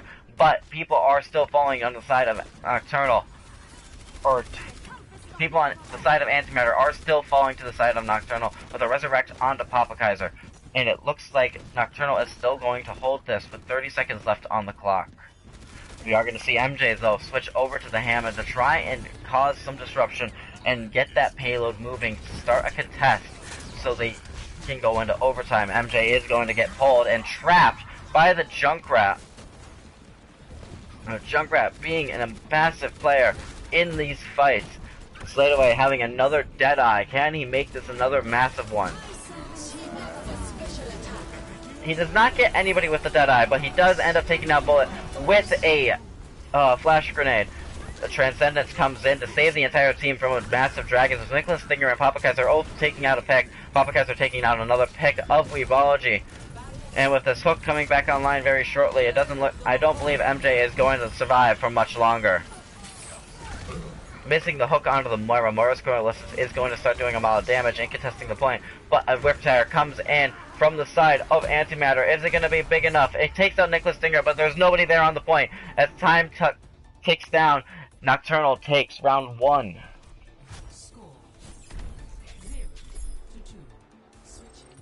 Only moving that payload to about halfway to that second objective. Yeah. Nocturnal still has a long way to push that payload, meaning Antimatter can still walk away with this if they can hold a strong enough defense.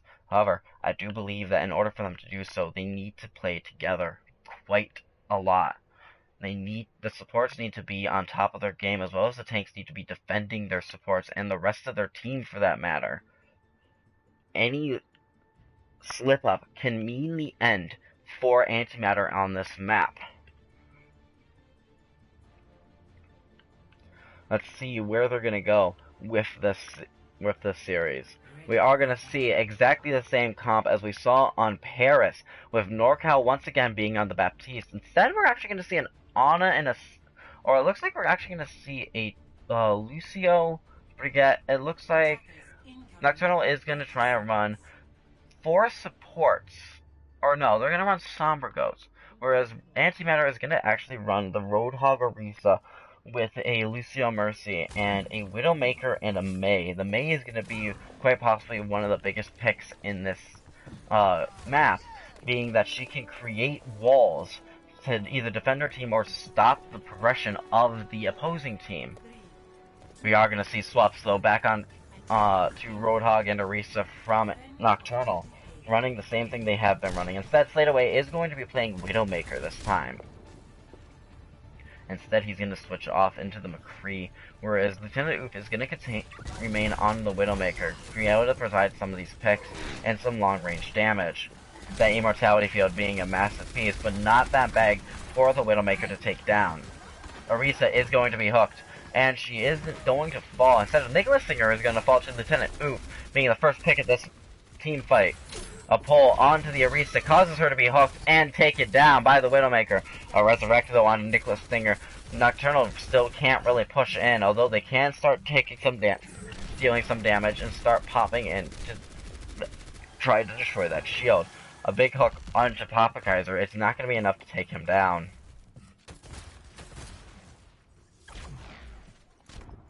We are going to start seeing swaps onto Zarya Reinhardt and seeing Goats compositions. Let's see if Nocturnal is able to run this Goats composition and start to break up Antimatter. As the fight begins, the wall is going to block off the Diva, causing her to be demeched, with Poplikizer taking down Marley. I do believe, though, Antimatter still has the advantage in this, with a Blizzard coming in from Jaybird. A big Blizzard, which is going to freeze almost everybody there, and causing the death of the Reinhardt, as well as looking like the death of the Lucio as well. With Widowmaker being another big player in this, running a different skid every time I see. Widowmaker is going to have her presence known by the enemy team, and if she needs to play very carefully and around her shields and get these hard-to-hit picks. A nice headshot though on a Popkaiser. It's not going to be enough to take him down, but it does deal a lot of damage and give her some ult charge. Both Roadhogs popping their whole hogs, but it looks like Nocturnal is starting to make their presence. However, Mei is going to get a freeze onto the Roadhog, but that's not going to be utilized. So Jaybird falling. Weebology though, demeching the Diva. It isn't going to be enough for them to start making their hold once again. Orisa is going to take down NorCal, and it looks like Antimatter is going to start to be able to hold. Diva though, being the aggressive Diva that she is, Weebology though is going to fall to Nicholas Stinger, and it looks like Nocturnal is going to start having their presence onto this point. A big hook from Popkaiser onto Lieutenant Oof, taking down the Widowmaker. A freeze from onto the Roadhog. Nicholas Stinger though is going to take down Bullet, the Mercy. And it looks like Antimatter is all but going to have to give up this point to Nocturnal with a minute left on the time. Giving them another 2.5 minutes into that time, big. Our Antimatter has to hold for quite a long time, 3.5 minutes. We are going to see, though, almost 6 ults on the side of Nocturnal. A massive push is going to come into this. Running quad tank, it's going to be very hard for Antimatter to really push into this and to defend against this. Graviton Surge comes in with a Coalescence. Diva Bomb also comes in with her self-destruct. It's going to catch 3. A massive self-destruct with Ike taking down 2, and that make that a team kill for Nocturnal.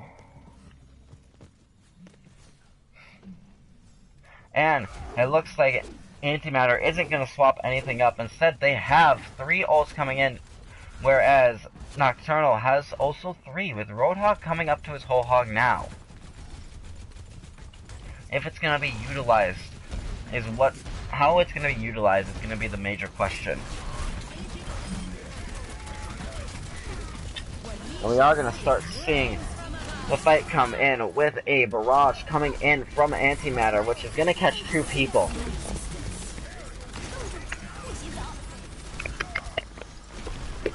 Sorry about that. My headset was starting to die, but we are going to see a lot of ults come in with massive picks on the side of Antimatter, which causes the death of a lot of people, allowing Antimatter to start to hold with a blizzard being used in that. A lot of those picks, though, if I do recall, were going to the Roadhog.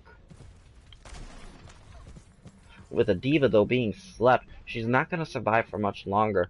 If she is going to be picked at all, Diva is going to fall, and a small stagger onto that Diva is going to be a massive advantage for Antimatter.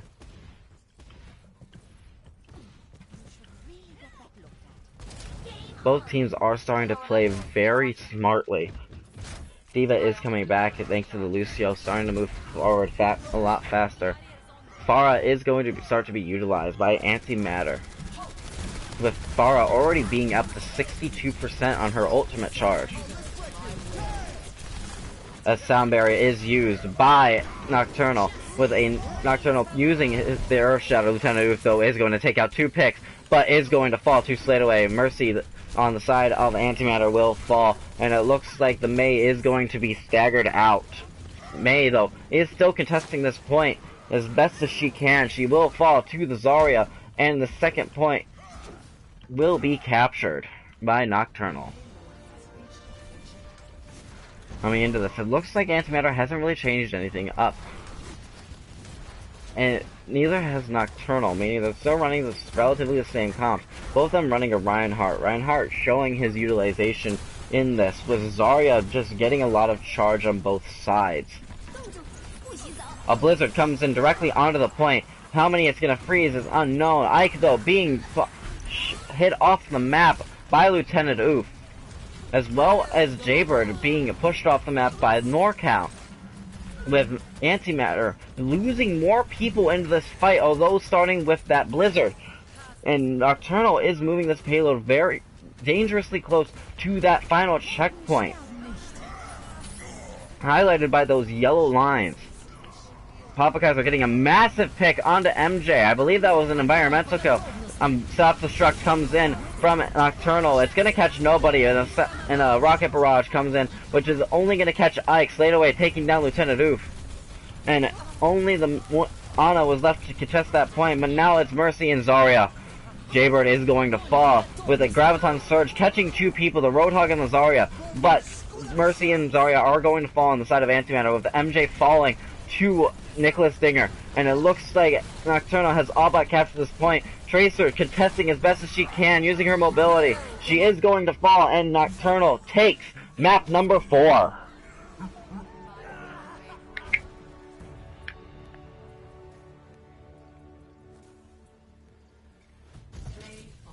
Nicholas Stinger getting another play of the game with that massive self-destruct.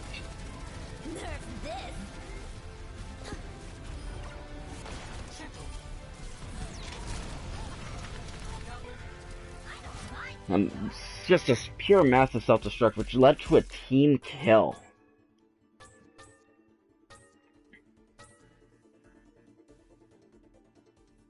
Let's find out exactly what anybody is going to be able to do.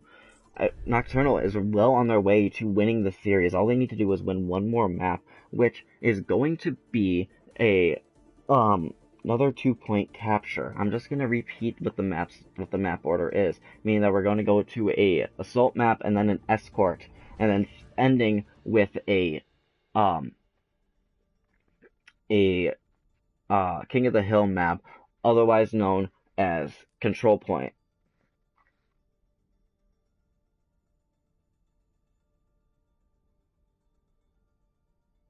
And Antimatter does once again have the choice of what the map is going to be. Now, if they ask if maps can be redone, I will allow maps to be replayed, such as if Antimatter wanted to replay on Paris, I would allow it. As if you have an advantage, you might as well use it.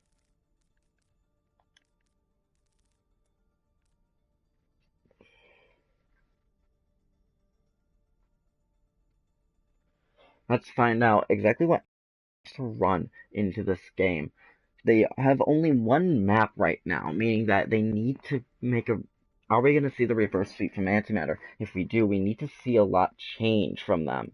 Meaning that they haven't really been pushing into this Orisa Roadhog composition very well. I believe in order for them to start making the picks that they need to torque down Papa Kaiser. His hooks have been what's causing a massive disruption and stopping Antimatter from really pushing forward into these assaults. However, let's find out exactly what Antimatter wants to do. If they want to attack, what map they want to choose. Now, if Antimatter does lose, if Nocturnal does win this map, we will have a 10 to 15 minute break in between the matches. Meaning, this will give both teams a chance to regroup and figure out what they're doing wrong, and we will come back and I will start another stream with the same teams, and whoever wins that second match will be declared the champions. Now, if Antimatter is able to pull off the reverse sweep, they will be declared champions of our first season. Anyways, I'm just waiting to find out what map Antimatter would like to play.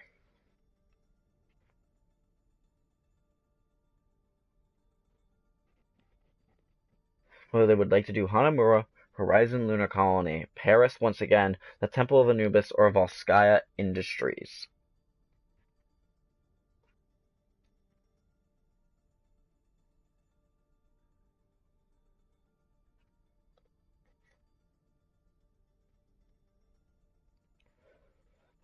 Anyways, how has everyone been doing today?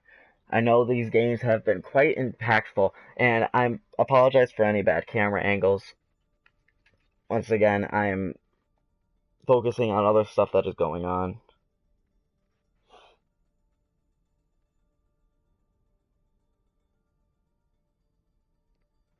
Let's find out exactly which map they would like to play on.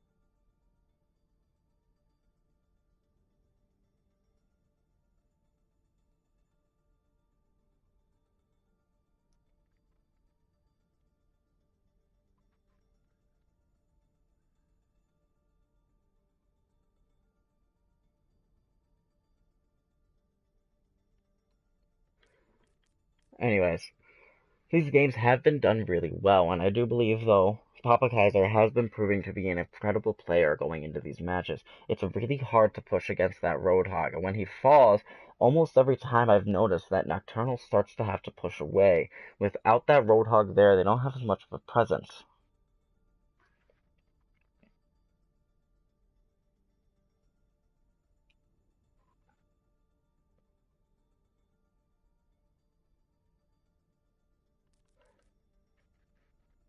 And I do believe they want Volskaya Industries as their map choice. Another one of those heavily used Orisa compositions with Roadhog.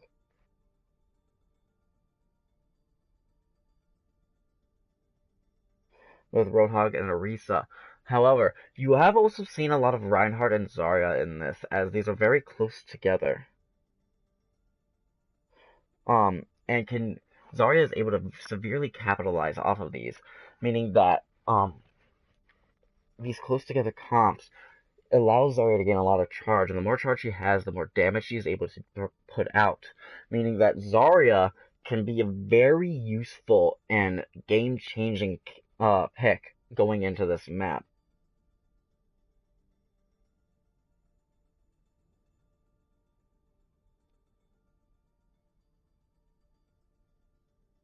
However, as you've seen, I believe that Nocturnal is going to run exactly what they have been running, with the Roadhog Orisa, as well as having the Nicholas Stinger on Junkrat. But if we will see Narkel, I wonder if we're going to see him on the Baptiste once again, especially when they're defending.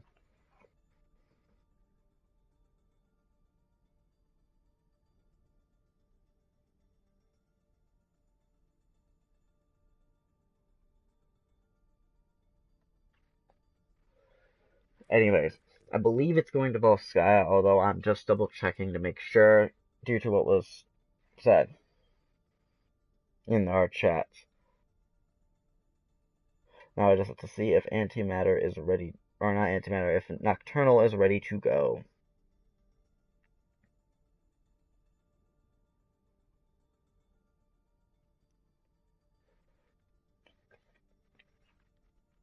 And this could be the match-winning map for Nocturnal if they are able to take this. Antimatter, though, will have to play. If Antimatter takes it, we will go to a map 6, and then finally a map 7 if it is needed.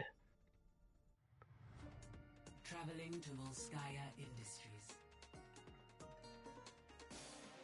Right now, the score being 3-1 in favor of Nocturnal. We are going to be at Volskaya Industries with our second assault map, where you have to where the attacking team has to capture 2 points. I wonder exactly what Antimatter is going to do in order to push into this Orisa Hog combination that Nocturnal has been running, and they have been doing so very effectively. I believe their best chance is most likely running the Rein Zarya that they've been doing. However, it's going to come down to how aggressive the Reinhardt's going to be. He needs to push in at just the right times, when there is already when their Junkrat or their Widowmaker or their Hanzo has taken a pick already. Especially if they can take that pick onto the Roadhog or the Junkrat from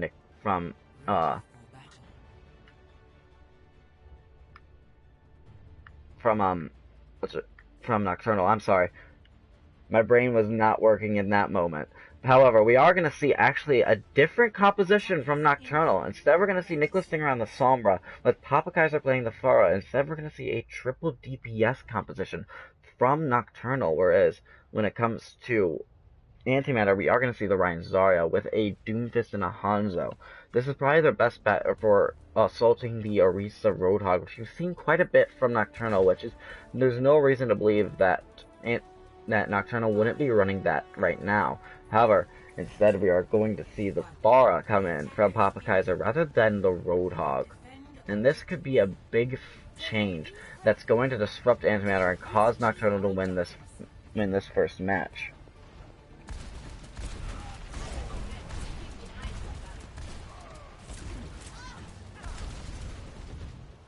Let's find out if we're going to go into this. We are going to see Papa Kaiser starting to do some early damage. Doomfist trying to assault the Pharah. Doomfist does not be able to get a pick. However, Sladeaway is going to take down Weavology with Ash. A nice headshot. Damage boosted by the Mercy. And Nicholas Signal starting to get a nice background sight on where Antimatter is starting to push in from. Almost getting a pick on the Moira. It looks like he is going to almost take the pick away. Antimatter starting to push in once again. Reinhardt moving past that Orisa shield and causing the Orisa to pull back and fortify now. Reinhardt hits Axe, isn't able to use his shield. Instead, he just swings his hammer. A nice immortality field defending the rest of the team. Marley, though, is going to take out NorCal, and it looks like Antimatter is starting to make their presence onto this point. However, Nocturnal is not giving it up very easily. The Coalescence on the side of Antimatter is going to start to solidify this push, though. With Nocturnal having their point presence, and it looks like Antimatter is going to start to give up the point to Nocturnal. Or Nocturnal is going to give up the point to Antimatter, I'm sorry. And it looks like the Pharah isn't really going as utilized as they thought, being that Sombra already has an ultimate. And Pharah, although she does have an ultimate, so I could be wrong, but it doesn't look like Pharah is getting as many picks as Nocturnal might want. However, running triple DPS means that there is a lot of damage output, and Pharah might not be doing a lot of damage. Antimatter is starting to push in forward, though. Zarya on the high ground. Reinhardt starts to push in with a bubble aided by the Zarya. A massive EMP catching 3 people with MJ falling to a rocket barrage by Papa Kaiser. Van Uthil is going to take down Nicholas Stinger. There has been a bit of a rivalry going on between these two in this match, I feel. Bob coming in to defend the point and hold that choke. Sladeaway is going to take down Lieutenant Oof, with Bob taking down Marley. A res onto Papa Kaiser, and Ike taking down Bullet is going to seal the end of this push for Antimatter, and giving Nocturnal a chance to stabilize. A nice switch onto the Mei from Nicholas Stinger. Instead of playing the Sombra, is now going to be playing more of a holder, with that Mei being a very good defensive pick. However, we are still going to see Papa Kaiser playing onto this Pharah, with Lieutenant Booth using his infrasight to try and get an idea of what Nocturnal is going to try and do.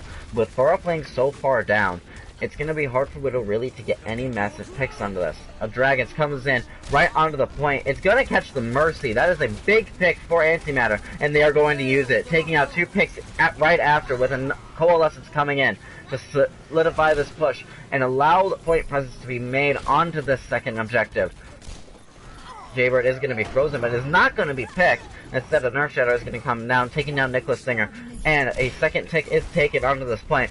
With Nocturnal starting to come back, an Amplification Matrix comes in with a Graviton Surge, going to catch both the Norcal and the Hammond, with picks still falling into the favor of Antimatter, with another pick going down. Papa Kaiser, Jaybird, MJ, both taking out picks, as Jaybird taking out the final one, taking this first point, or the second point.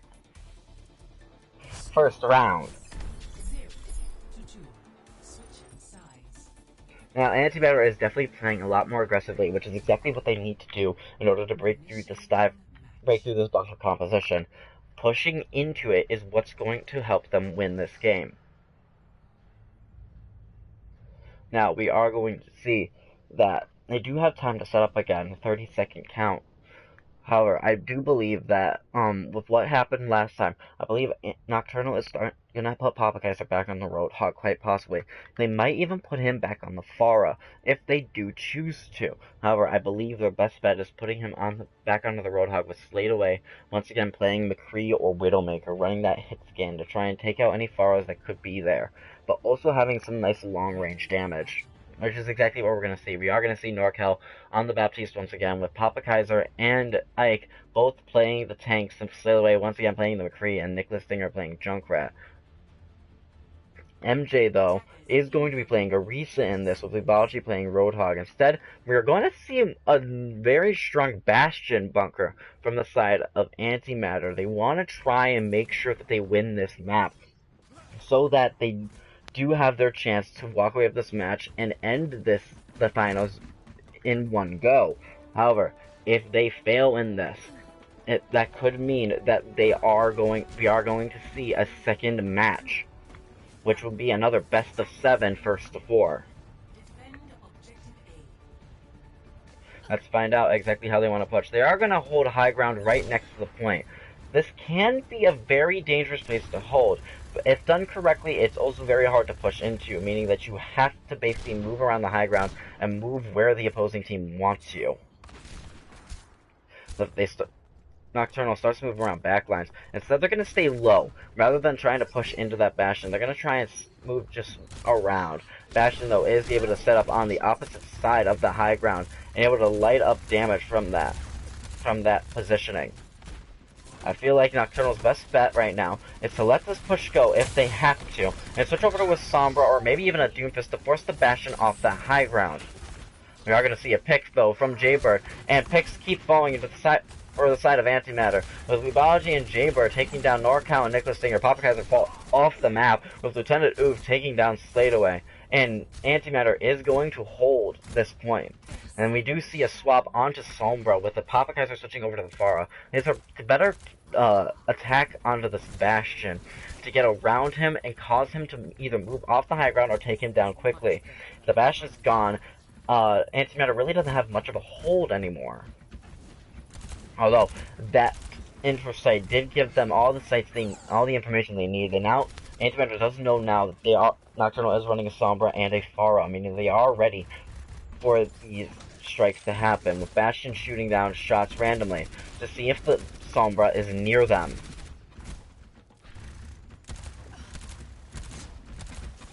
Some of those is around in this room over here. Is instead gonna get a hack onto the Orisa. He was looking for this Bastion, but missed his hack. It did cause some major disruption though, and Bastion did leave his position. Bastion is trying to move around, and now Lucio is able to assault him. Point is now open, with NorCal getting a pick onto Marley.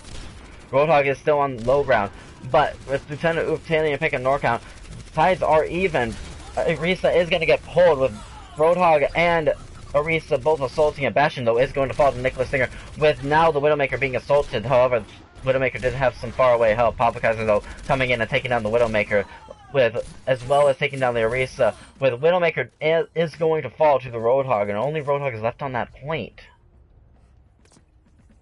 But being that Pharah was the last one there, Pharah made the right choice and decided to pull out. Although if Papakaiser did choose to continue that fight, he could have had a chance to really take that point. Nicholas Stinger getting a hack onto the Roadhog. Roadhog's an easy pick now.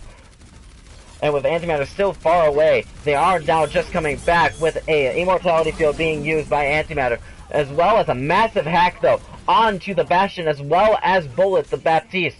Though Jaybird is going to get 2 picks with his ultimate, his tank configuration, and it looks like with 1 minute left on the clock, it looks like Antimatter is still going to hold this very well. Nocturnal has to figure out what they're doing wrong and realize who they have to target. Every time they try to target the Bastion, it's the Roadhog that starts getting in. They need to split up a little bit, but that can be incredibly risky. Bastion taking on this high ground point once again. We have Papakaiser on his way to an ult. This ult could be what makes or breaks this map for them. An Amplification Matrix comes out right in front of the Bastion. That's going to be a massive ultimate for them. With 2 picks quickly falling, Ike, though, is going to be resurrected. It's not that much, though, when it's an Amplification Matrix. It's Rocket Barrage forces the Bastion off the high ground and makes him an easy pick for the enemy team. Nocturnal starts to have picks fall into their favor. Sladeaway is going to fall, but Lucio is there to start the overtime clock. Overtime starts to tick away, though, with Sombra being there just in time to keep overtime ticking. However, overtime is slowly fading away. We have a Dragons coming in, I believe it's from Nocturnal, with Mercy contesting the point as Valkyrie, a very hard target to hit. Sombra is back into this fight, and this fight is going to continue to go, with Hammett as well being there. Picks are starting to fall into the favor of Nocturnal. Overtime, though, starting to tick away. They need to keep a presence onto this point, or else they're going to lose it. Sladeaway taking out 2 picks, with Weebology taking out 2 of his own with his whole hog. And Antimatter takes Volskaya Industries.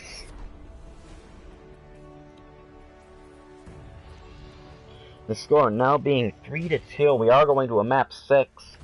Play of the game.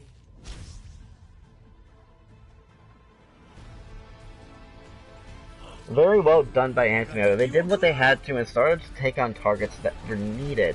such as making sure Papa Kaiser didn't really have much of a presence and forcing him away from the point. Meaning that now the tanks are able to have full range, and as well as that Bastion just being protected, it was a lot easier for him to do it. It was a lot easier for him to defend that point. However, now we are going to see Nocturnal being able to pick this next map, which could be the deciding map of this match. Let's find out what they're going to pick, as we are going to an escort.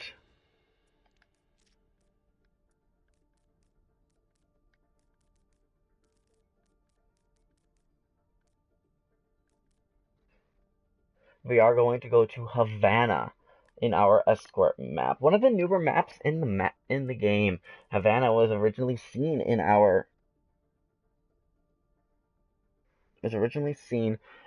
the archive, the latest archives event.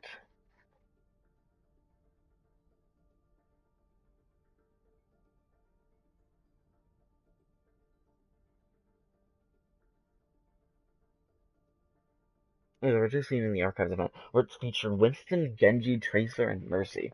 Havana is our escort map, though, and it can be very hard, I believe, for the defending teams, especially defending this first checkpoint. However, once you get past the main buildings and start heading to where the checkpoint is, the enemy team the attackers do start to have I believe the defenders do still start to have an advantage.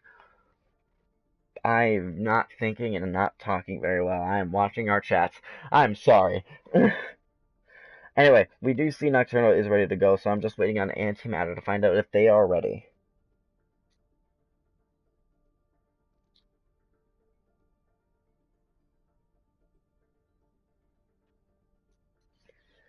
If they are, then we are ready to go into this next map, which could mean that Nocturnal walks away with this first match, meaning that once again there will be a 10 to 15 minute break for the teams to start to regroup, meaning that the stream will stop for 10 to 15 minutes and then it will restart with another stream, and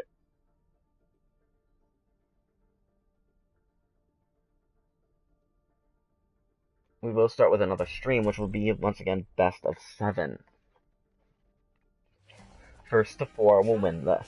And with Nocturnal right now being 3 and Antimatter being 2, I'm really hoping that we are going to start seeing possibly a reverse sweep from Antimatter, or at least taking Havana and leading to a map 7.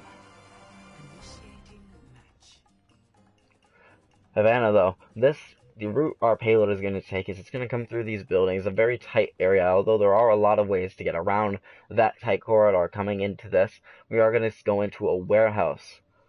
At this point is where I believe the defenders start to have an advantage. However, coming into this, the attackers can have an advantage if using this high ground properly, although the defenders will have first chance of taking those high ground points. Coming back out of this warehouse, we're going to go more into a more open area once again, where you might see some swaps onto Pharah, or even staying on a Widowmaker with these high ground points coming into this final checkpoint. We are, though, going to see Nocturnal running a composition that they've been running through the entire match, with Sladeaway playing more of a hit-scan character, with Nicholas Dinger playing the projectile-based character as Junkrat. We are once again going to see Papa Kaiser on the Roadhog with Ike onto Arisa. But this time, instead, we're going to see it looks like a pirate ship trying to come in from the side of Antimatter, with Jaybird running the Bastion and MJ, and Weebology running Arisa and Roadhog, respectively. We are also going to see, once again, the triple DPS composition from Antimatter, which in the past has not been working out too well, so how this is going to work, I'm not sure. Anyways, we are going to come in, and the payload is going to start to move forward very quickly, as the payload is right in front of the attacker spawn. However, with Nocturnal held up onto this high ground, that Bastion is going to have a lot of rain, as there's only these few doors that Bastion can really fire into. Meaning that either Nocturnal is going to be forced to take damage from the Bastion, or they're just going to have to stay around those pillars, giving Antimatter a lot of room to move. Bastion is going to get pulled out of the way, though, and start to have to move around. He is going to have a chance to set up, though, as nobody is really hunting him down. both Immortality Fields fall, with no real decisive picks, although we are going to see an Amplification Matrix from Nocturnal coming into this. More damage means that Nocturnal is going to start to have picks come into their favor. However, Antimatter follows up with 2 picks of their own onto NorCal and Sladeaway. However, Nocturnal is going to take this fight with having 4 picks in their favor and a Resurrect onto Sladeaway, as well as Marley getting staggered out by Ike. And Nocturnal is going to hold this. As I said, going up to this point, the attackers have more of an advantage, but once you're here, the defenders have a massive amount of advantage because they have more space and more ways to hold, whereas the attackers are forced into 2 areas to push from, either this main area or this small room. We are going to see a Resdo onto Marley. That takes out the Resdo, which is going to be a massive pick. Bastion gets pulled with an Amplification Matrix coming in. It's not really going to stop Nocturnal from taking out 2 picks, as well as an Immortality Field being placed, stopping the usefulness of that Amplification Matrix. And Antimatter looks like they're starting to pull out a little bit. They don't really want to push in, especially when they don't really have many picks to go by. Bastion is going to pop his ult with MJ taking out Sladeaway. There's no real... Now they don't have the assault of the Widowmaker, and Bastion is starting to pump in that damage, taking out Papa Kaiser. Jaybird, being the presence that he is going to take down the Immortality Field and giving Antimatter the chance to start pushing in. We have Weebology popping his whole hog, which is going to take out the Orisa and starting to try and take out Mercy, but is not going to succeed in that. However, a hook comes in and will cause the death of this Mercy. And Antimatter is going to almost capture this first point, with Nocturnal coming in at just the last minute to start a contest. However, it is not enough to stop Antimatter from capping this first objective. Hale is still going to move forward, with Bastion setting up on the point. Bastion, though, might be pushed down as we go under this hallway. This hallway is only tall enough to hold characters when they're sitting on these barrels. If you're any higher, you will be pushed down onto the barriers by that wall. However, Sladeaway is going to take down Lieutenant Oof early on into this fight. With Marley taking down Sladeaway, Papa Kaiser going to start coming in with his own picks, but is going to get hooked. A Roadhog 1v1 has begun. With Mercy coming in, a Riptire comes in. It's going to take down the Immortality Field and the Supercharger, but Antimatter is still coming in with the picks of their own, taking down the Mercy, as well as an Amplification Matrix, which is going to help cause the death of Sladeaway, as well as causing the death of Ike. And with a Resurrect onto Weebology, Antimatter is going to keep this point moving forward. Bastion once again setting up onto the point. Nocturnal needs to change something up now. They need to start targeting this Bastion heavily in order to take him out, but they can't just target Bastion, as Roadhog is also having a massive presence with a massive hook and kill onto Papa Kaiser. This Roadhog is definitely proving to be a huge point, a huge presence against Nocturnal right now. We also have Lieutenant Oof, though, getting his own picks when they're needed, getting another headshot onto Ike, which is causing his death, as well as taking out Papa Kaiser. An attempted pick onto the Junkrat. He's going to try and get a few more picks coming into this last objective. However, I don't know if Antimatter is going to be... I believe Antimatter is going to continue to move this payload forward. If we do go to a 7th map, it will be a control point, meaning that it's going to be impossible for these teams to tie. Therefore, whoever wins that map will win this series. A big pick, though, onto a big hook and pick onto Nicholas Stinger. It's causing the deaths of many people as Weebology takes out Ike with a whole hog with an Immortality Field to keep Weebology alive, but NorCal is going to take him down. Papa Kaiser in the backline is going to take out Lieutenant Oof, but will fall to MJ. And a Resurrect, it looks like, is going to come out on the side of Antimatter to swing back Lieutenant Oof with a configuration tank from Bastion coming in from Antimatter. However, Sladeaway is going to take down one, as well as the Hanzo of Nicholas Stinger, with a Immortality Field being taken down, with Sladeaway taking down Marley, and Antimatter is going to have to pull back and regroup. Orisa ready to go. a lot of use out of the Orisa, with Papakaiser still being an effective player. He's going to switch over to the Soldier, which is going to give them a little bit more of a chance to have some hit scan capability, and as well as give them just a little bit more healing than what was being done. Soldier, not only that, has his ultimate, which allows him to auto-target characters.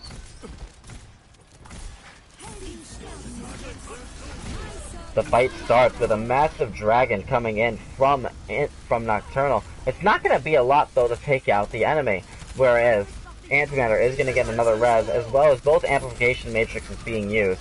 It looks like Antimatter is going to have the advantage in this fight, moving the payload forward even more, with Ubology being a massive presence once again.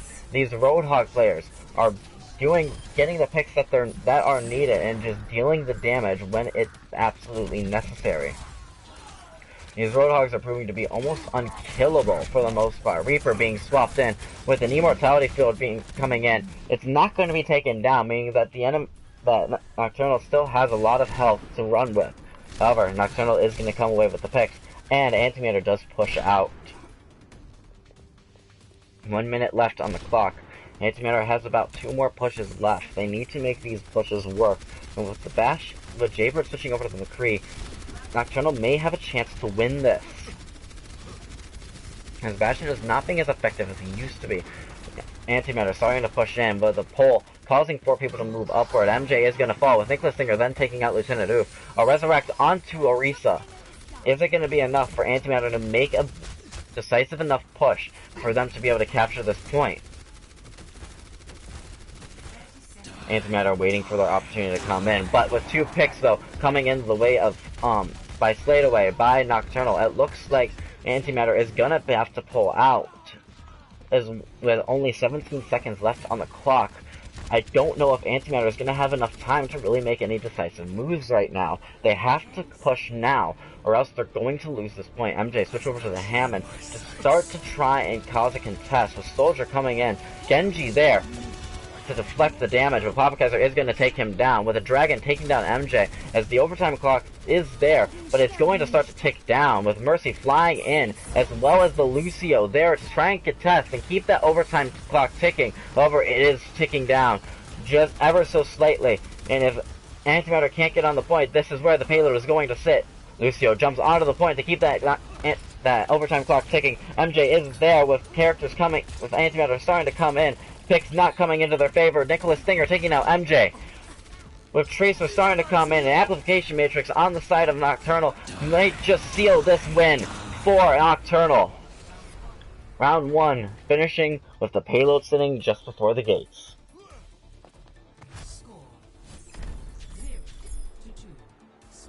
Now we're going to have Nocturnal come in with their push. Now, if Nocturnal is able to push it that far, they will take the series, and there will be a break. Meaning that we will see and possibly get another 7 maps coming into this. Which, I don't know about you viewers, but I would be very excited to see those 7 maps come in.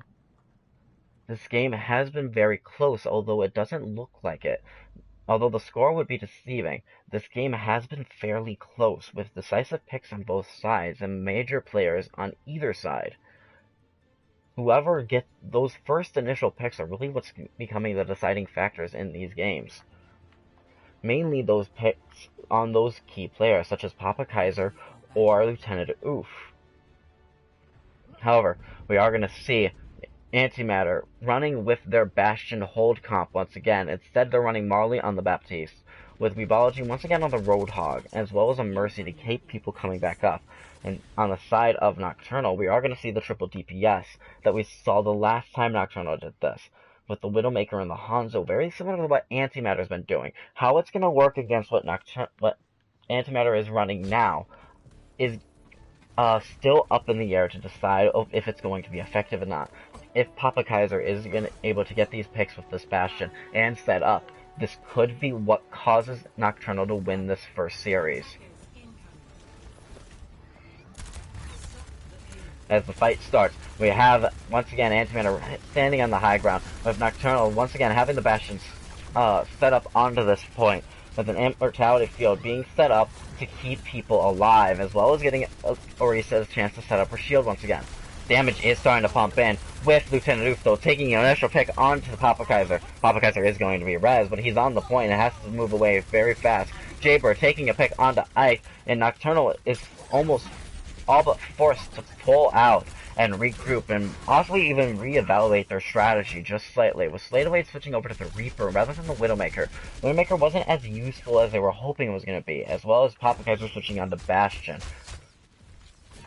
A defensive Bastion is going to have an advantage over a Bastion trying to set up on a payload, as the defensive Bastion is already going to be set up. Sladeaway is going to switch over to the McCree rather than the Reaper, possibly hoping to get some long range damage rather than having to play close range. Although playing close range may be exactly what was needed for that to take out that Bastion. A Dragus comes in with Nicholas Stinger though, is going to take out a pick, as well as Papa Kaiser taking out a pick of his own. A res though onto Jaybird. Lieutenant Oof is going to take down Sladeaway. With a Bastion ultimate coming in, the configuration take starting to deal the massive amounts of damage. Is it going to be enough to take down this Orisa? It is not, with Bastion coming out of his ult and falling. Papa Kaiser coming in and is going to take down Marley with that. And Nocturnal keeps this payload moving with only the Mercy left to contest. Sladeaway is going to cause a stagger, with Roadhog trying desperately to get out of there. He is going to fall though due to the amount of damage that was just being pumped into him.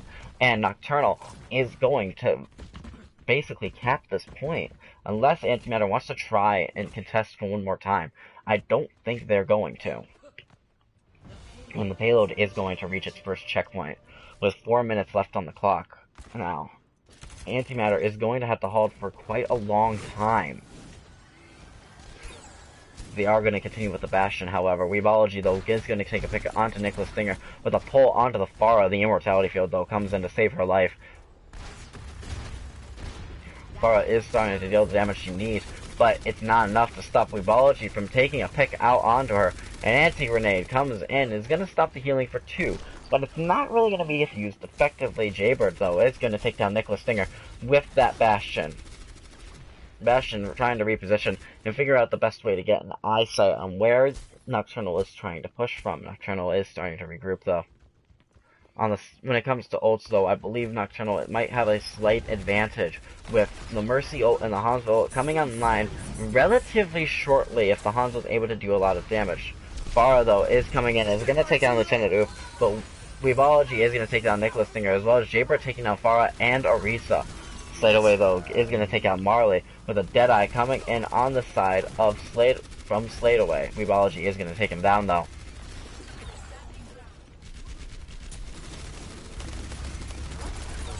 Not many picks coming into this, although there is enough pressure being put onto this Bastion. Antimatter desperately trying to keep this Bastion up, but with how much pressure is being pushed onto him, I don't think it's likely for this Bastion to stay alive for much longer. Ike is going to take down Weebology, with Nicholas Stinger taking down MJ. Bastion has no shield now and is forced to stay mobile. With the payload continuing to move forward, it's this split up that is what allowed Nocturnal to start to make the picks that they need to, with Nicholas Stinger taking out 2 picks. Good job. Let's keep it going. The payload is going to start moving closer and closer to that second checkpoint, and if Antimatter is going to defend, they're going to have to move into this payload now and start to contest. Bastion's coming dangerously low, with Nicholas Stinger taking out 2 picks, as well as now having a Sonic Arrow to get an eyesight of where that Winston is constantly moving, as the Sonic Arrow is going to continue to move with him. An Immortality Field allows Nocturnal to stay into this fight and keep that payload moving. As the payload moves forward, they're going to move into that Immortality Field, and the second checkpoint is captured. And 3.5 minutes on the clock, Nocturnal has the advantage in their hands, with having 3 ults coming online, as well as almost 3 more almost coming online, whereas the switches of Antimatter coming out of the Winston, the Genji, and the McCree is going to cause a drawback into these ults and give massive ult advantage to Nocturnal. As the fight starts to come in, we are going to see Nicholas Stinger with another ultimate, another dragon that he can pop into this. And a supercharger is going to be popped by Nocturnal, which is going to allow a lot of damage to pump out, causing the deaths of 2, make that 3 people, with a resurrect on to Marley, it's not going to necessarily be enough for this payload to stop moving, with Nicholas Finger taking down Mercy as well as McCree, and just still containing this presence with a solo ult onto the Ana. This payload is going to continue to move forward, and that's a massive stagger. Winston pops his Primal Rage to try and contest this point. He is going to take down the Orisa, though, and possibly even this Baptiste. However, I don't believe the Baptiste is going to die, and Winston is going to come out of his Primal Rage with very little health left. Antimatter, though, looking like they are starting to make a defense, allowing them to stay into this game for a little bit longer. 1 minute, or just under 2 minutes left on the clock.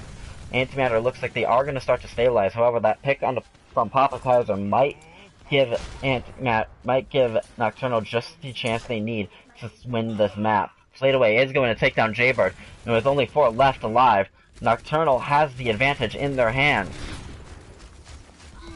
MJ is going to fall, with Mercy falling on the side of Nocturnal. Bob is going to come in straight in front of the point, and is going to help continue this point moving forward, as he's only going to be pushed. Marley is going to fall, and it looks like this point is going to be captured.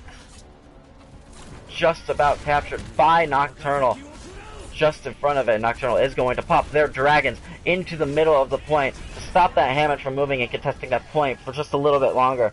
An Immortality Field comes in, stop any damage that would kill anybody on their team, and allow Nicholas Finger to come back into this game. And the Amplification Matrix allows a lot of damage to be pumped out, and causing the death of the Mercy, with Hammond still trying to do his best to contest this point, not really being able to be taken down as easily as he was in the past. It looks like Antimatter might have the chance to keep contesting this point into overtime, but if it's enough for them to win this map, I don't think so, with Nocturnal taking out 3 picks of their own, as well as only losing 1. Jaybird, though, coming in and striking back, taking out 2 picks. He's coming into the back right. He's going to take out the Mercy, and it looks like Antimatter has all but held this point. Nocturnal needs to start pushing in now with less than 30 seconds left on the time bank. This is Nocturnal's last chance to win this point. We may be seeing a reverse sweep come into this, with Antimatter sending this to a map 7. 5 seconds left. They need to make their push now. If nobody touches in the next second, this is game over, and Nocturnal does reach the point with the dragons coming in straight down the middle. A Diva Bomb is going to cause a death of 3, basically guaranteeing Antimatter's success in this defense and allowing Nocturnal and forcing Nocturnal into a map 7.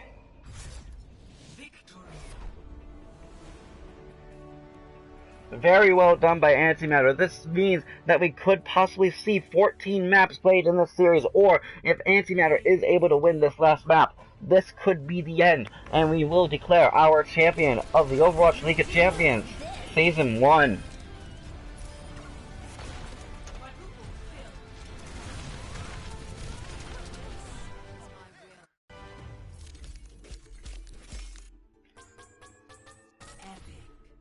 Very well done from both teams. That was a very close at the end, with that massive Demon Bomb being what ended it for them.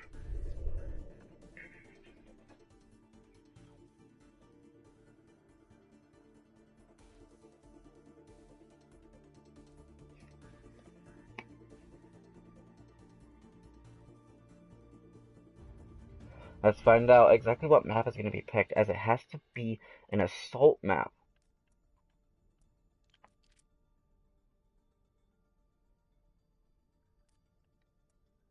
Oh, okay.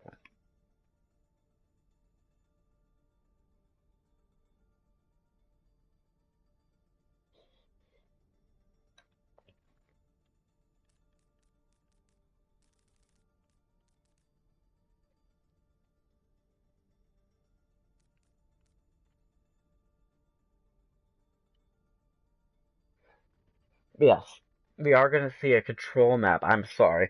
I got my map types mixed up. I always get them mixed up. We are going to see a control map, meaning that we are going to either be going to Busan, Ilios, Lijiang Teller, Nepal, or possibly Oasis again. Which, if they decide to go to Oasis again, I believe Nocturnal might have a slight advantage. Although, I don't see us going back to Oasis, as that advantage would be very slight, meaning that they have a composition that they know. However, Antimatter already knows the composition that could be run. Anyway, Nocturnal does have the choice on the final map of this this possible first series. If we go to the second series, it will once again be a best of 7, which the first of 4 will win immediately. We are going to go to Nepal, which can be almost a difficult map to push on, although there are a lot of different sight lines and chances for booping of both Lucio's Faras and, well, even Brigitte. So this is going to become very close range and I believe that we might see a GOATS composition come out on this.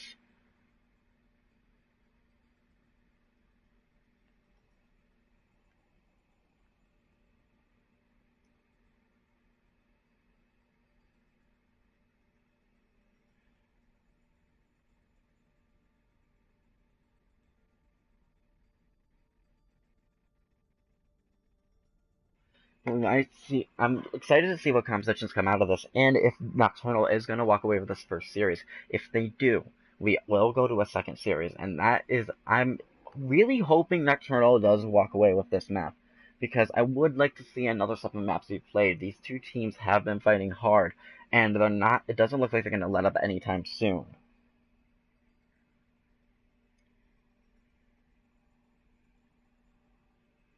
We do have a hold on from MJ, the captain of Antimatter, meaning that the game will not start until I have an okay for the game to start from both team captains.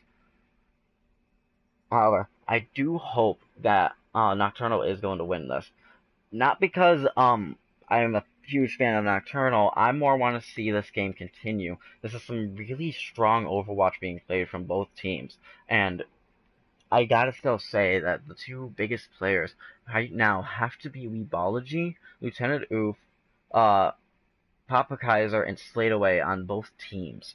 Like, these 4 players have been proving that they are very strong assets on both their teams. Even Nicholas Stinger has been popping off a lot, meaning that Nocturnal I still think has a slight advantage, as there's 3 people that Antimatter has to watch out for constantly.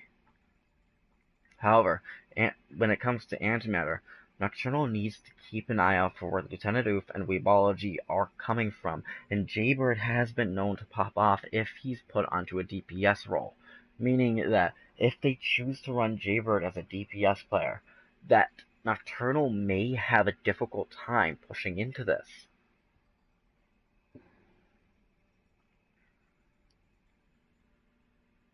I'm going to be excited to see exactly what these teams choose to do. I do believe, though, we are going to continue to see an Orisa Roadhog comp, at least from Nocturnal. This is what's been working well for them, and throwing in the Baptiste into that, it has been working incredibly well and allowing them to bring this to a map 7. If there is a next map set, though, the map rotation will remain the same, although both teams will still get to choose their maps, meaning that we may not see exactly the same maps, we will still see the same types of maps in the same order.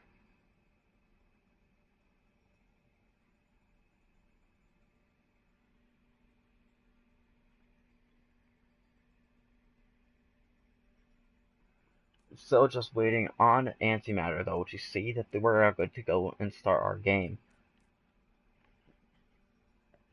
Though, Nocturnal has been proving that even though they were in the losers bracket, they still belong into this, as they are contesting Antimatter, which is a team that's gone relatively undefeated throughout this season.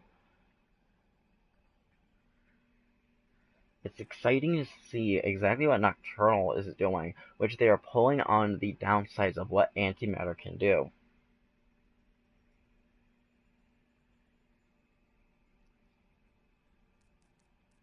Once again, if you would like to join, though, the Overwatch League of Champions, we will be starting our second season.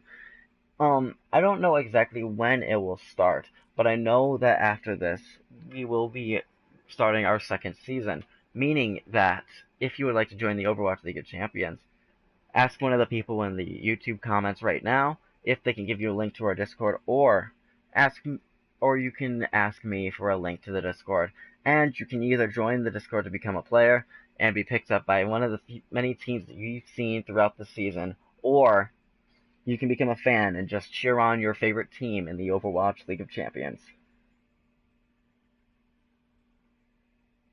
Next season, we're going to have a lot of new teams joining into it, which is going to be fun, especially since I believe our team pool has risen quite substantially from what it used to be. Some of the teams joining are teams called Wasted Potential, Legion, we have Feeding Frenzy, Voltage, and Lactose Intolerant being a few of the teams that have joined us going into our second season. If you're a member of any of those teams in the comments, give a shout out for your team now. And good luck to you guys in the second season.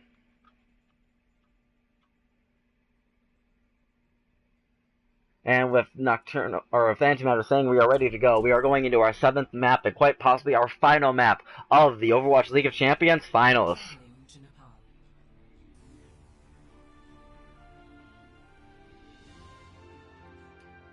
Now let's find out exactly what the Overwatch League of Champions is going to be able to do with this. Or not, I'm sorry, what Nocturnal and Antimatter are going to be able to do with this. We are going to see, though, that no subs have come in, so we are seeing still the same players since the beginning. So that means that we're going to see relatively the same compositions that we saw. All the Shimbali monks, though, able to greet you into the temple that is this first map on Nepal Sanctum.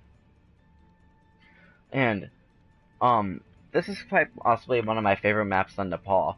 Although I'm not a big fan of Village, I do like Sanctum a lot, especially because I personally like to play Roadhog and Orisa. We are going to see, though, almost exactly the same compositions that we've been seeing from Nocturnal with Orisa Roadhog for Ike and Papakaiser respectively, as well as seeing Mercy and NorCal on Lucio this time instead of a Baptiste. We are also going to see Sladeaway come onto the McCree once again, as well as Nicholas Stinger once again onto the Junkrat. Instead, on the opposing side for Antimatter, we are going to see an Orisa Roadhog once again with MJ and Weebology respectively. But with Bullet this time on the Moira, with Marley once again on the Lucio. And for the DPS, we're going to see Jaybird on his Hanzo, with Lieutenant Oof playing Doomfist. And it looks like both teams are going to take opposite sides of this capture point. With an attempted pull, which would have been a massive pull for Antimatter if they were able to successfully take it. However, Nicholas Stinger is going to take the first pick of this match, taking down Bullet. And it looks like Nocturnal is going to have the main point. However, MJ getting 2 picks with his ult, pulling 2 into the trench that is off to the side of this point. And Antimatter is going to quickly take this capture point and start the percentage moving. A very good pull from MJ. That is what caused Antimatter to be able to take that. With those 2 picks gone, Nocturnal really had to pull out or just die on the point. But as there's no time limit on these control points, dying on the point is only just going to delay it as if they're at 99%, which early on in this, just backing out or jumping into the pit would be your best option. Although we are going to see Nocturnal taking a similar position that they took beginning, with the Dragons coming in, trying to split up the team a little bit. It's not really going to do too much, with Marley coming too deep and going to die to Sladeaway, with Lieutenant Oof taking down Papakaiser. Up res onto Papakaiser, with Nicholas Stinger taking out Jaybird. Both superchargers are going to come out from both sides. Sladeaway taking down Lieutenant Oof, with MJ taking down NorCal, and a Deadeye coming out isn't going to take anybody. It doesn't look like it will. Actually, it takes down Bullet. With a whole hog coming in, Weebology is going to fall, and Nocturnal is going to walk away with this point. With 61% already on the side for Antimatter. A big pull from Papakaiser. He's not going to kill the Jaybird, though. Instead, Jaybird is going to get to the health pack, but Papakaiser is going to take down Lieutenant Oof with his whole hog, as well as taking down Marley. Those are 2 massive picks for Nocturnal. Antimatter looks like they are going to be forced to pull back and not push forward into this, as they have to wait for their healers to come back. A pull onto Doomfist is going to cause the death of Sladeaway. But a stun onto Weebology might just cause him to die with a massive pull, pulling him into the gap. Nocturnal is going... Antimatter is going to continue to push in though, with a Meteor Strike jumping onto Papakaiser and Nicholas Stinger. Both of them falling, and a Dragon's coming in from the side of Antimatter. It's going to break up Nocturnal just a little bit, forcing him into that back room. With MJ though, is going to take down Sladeaway, and Nocturnal is trying to keep their presence on this point. However, it is going to flip over to Antimatter, with that percentage dangerously coming close to 100%. Nocturnal might have to change something up. They do switch over to the Tracer for a time being, but they're going to switch back to the McCree. Now that ult charge of the Tracer is going to be depleted, however Nicholas Stinger does have a Riptire coming into play. But on the side of Antimatter, we do see 2 ults online, as a Supercharger being popped. Ike, not yet having his Supercharger, has to push in with that charger already up. However, they can pull that away very easily if they can get behind that shield. Supercharger is going to go down very soon though. As it goes down just then, Nicholas Stinger is going to fall. However, he respawns and might be able to get back just in time to cause some major damage. A Colossus comes in with the Dragons on the side of the Antimatter. It's going to take 2 picks from Jaybird, as well as starting to assault this Roadhog just a little bit. Roadhog is not going to fall. Instead, Jaybird is going to start to be assaulted, and Nocturnal, it looks like they are bringing this point back. And with 2 ults, or 3 ults online, it looks like Nocturnal has the advantage going into this, as Weebology is the only one with an ult even close to coming online. 70% comes on to Nocturnal, whereas Antimatter is forced off with 99% on this capture point. These teams are giving it their all and making sure neither team has a decisive victory over the other. Is it possible we will see the reverse sweep of Antimatter, or will Nocturnal force this into a second set? Antimatter starts to push in with a Supercharger coming in. Riptire comes in, coming from behind with 2 picks, or 3 picks from Sladeaway, and a Riptire onto Jaybird as 97% ticks up, and Nocturnal takes this first point.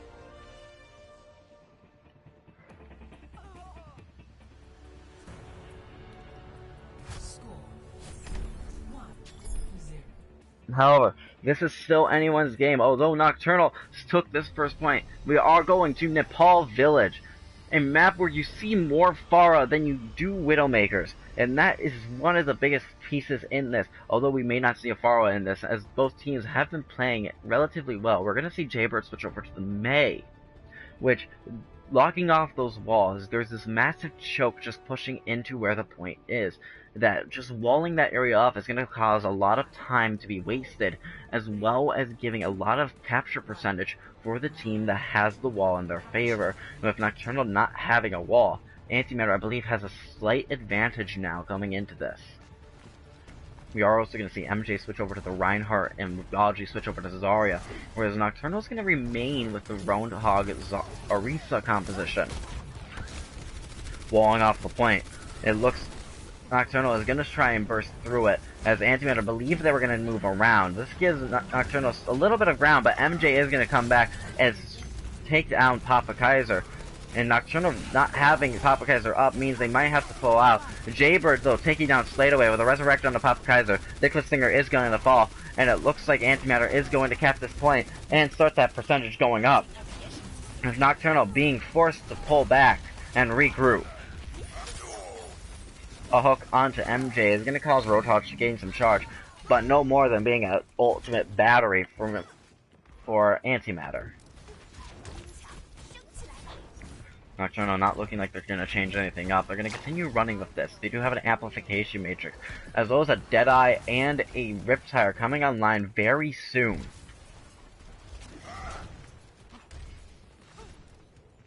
But Antimatter, though, has 5 ults, almost all 9. Meaning that Antimatter in the ult economy has an advantage. And an Immortality Field is used early on, meaning that Nocturnal doesn't have that to push in with. Weebology takes down Sladeaway, with Nicholas Stinger, though, taking down Lieutenant Oof on the Reaper. Riptire comes in, coming up from high ground. Liquid Stinger is going to take down Reaper, but it's not going to be enough. Because Antimatter strikes back and comes away with 2 picks into this fight, and keeping that point percentage ticking up. A resurrection on the Papakaiser doesn't mean a lot for Antimatter. Instead, they have a little bit extra leeway when it comes to using ults, as Papakaiser is able to escape, but Slade Away also has a Deadeye that's coming on, that is online, which if he can make it a big one, it could allow them to capture this point. But with 84% on this point percentage, Nocturnal needs to make their push now. However, coming into these ults, Nocturnal has the advantage, and the application matrix is popped right in front of the point with a barrage sent in. Deadeye is going to take down Marley, a nice Deadeye with an immortality field, blocking off the damage of that Graviton Surge, but it's going to be taken out early on and causing the death of 3 people. Papakaiser is going to fall to his own rockets, but taking down Jaybird in the meantime. Ike, though, being the only one on point for Nocturnal, has to fight off 3 people of Antimatter, 2 healers, and a Zarya. A Coalescence comes in to try and steal this away, with Mercy coming in to try and save their Orisa. MJ does come in, and Ike is going to fall. Lucio comes in to keep contesting this point, with 99% for Antimatter. This overtime clock ticks down, and Antimatter takes point number 2. This is still anyone's game. This is the final map of this series. Could Antimatter come away with the reverse sweep, or will Nocturnal force this into another 7-map series as we come into the third and final map of Nepal?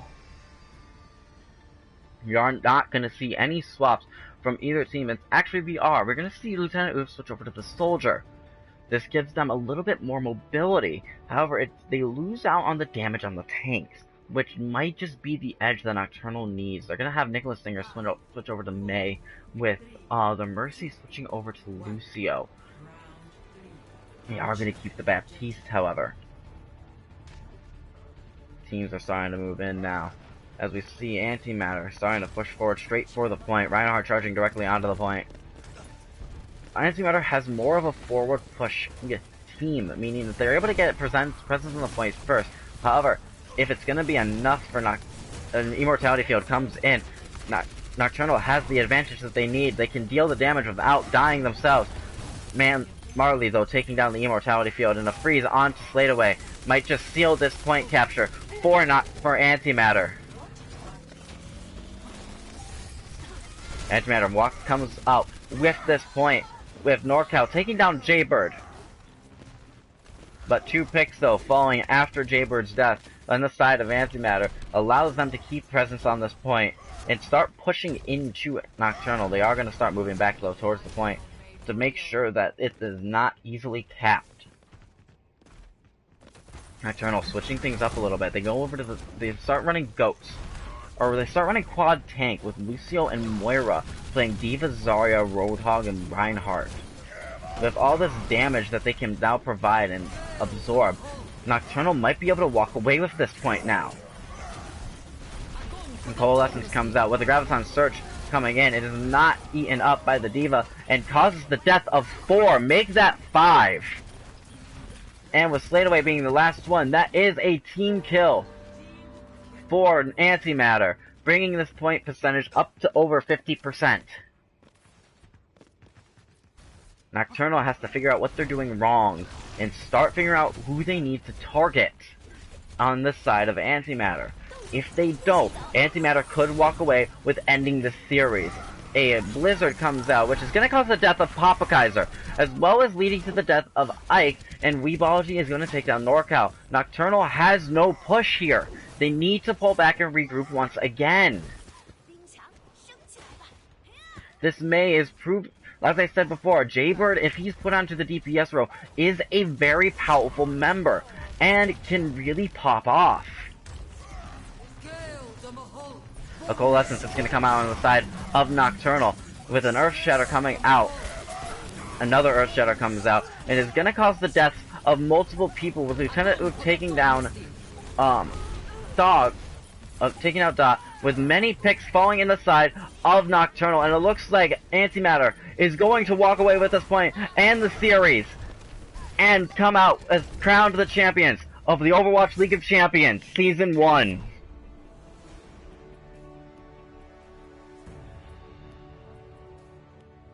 Very well played from both teams, and congratulations to Antimatter and MJ for getting the play of the game.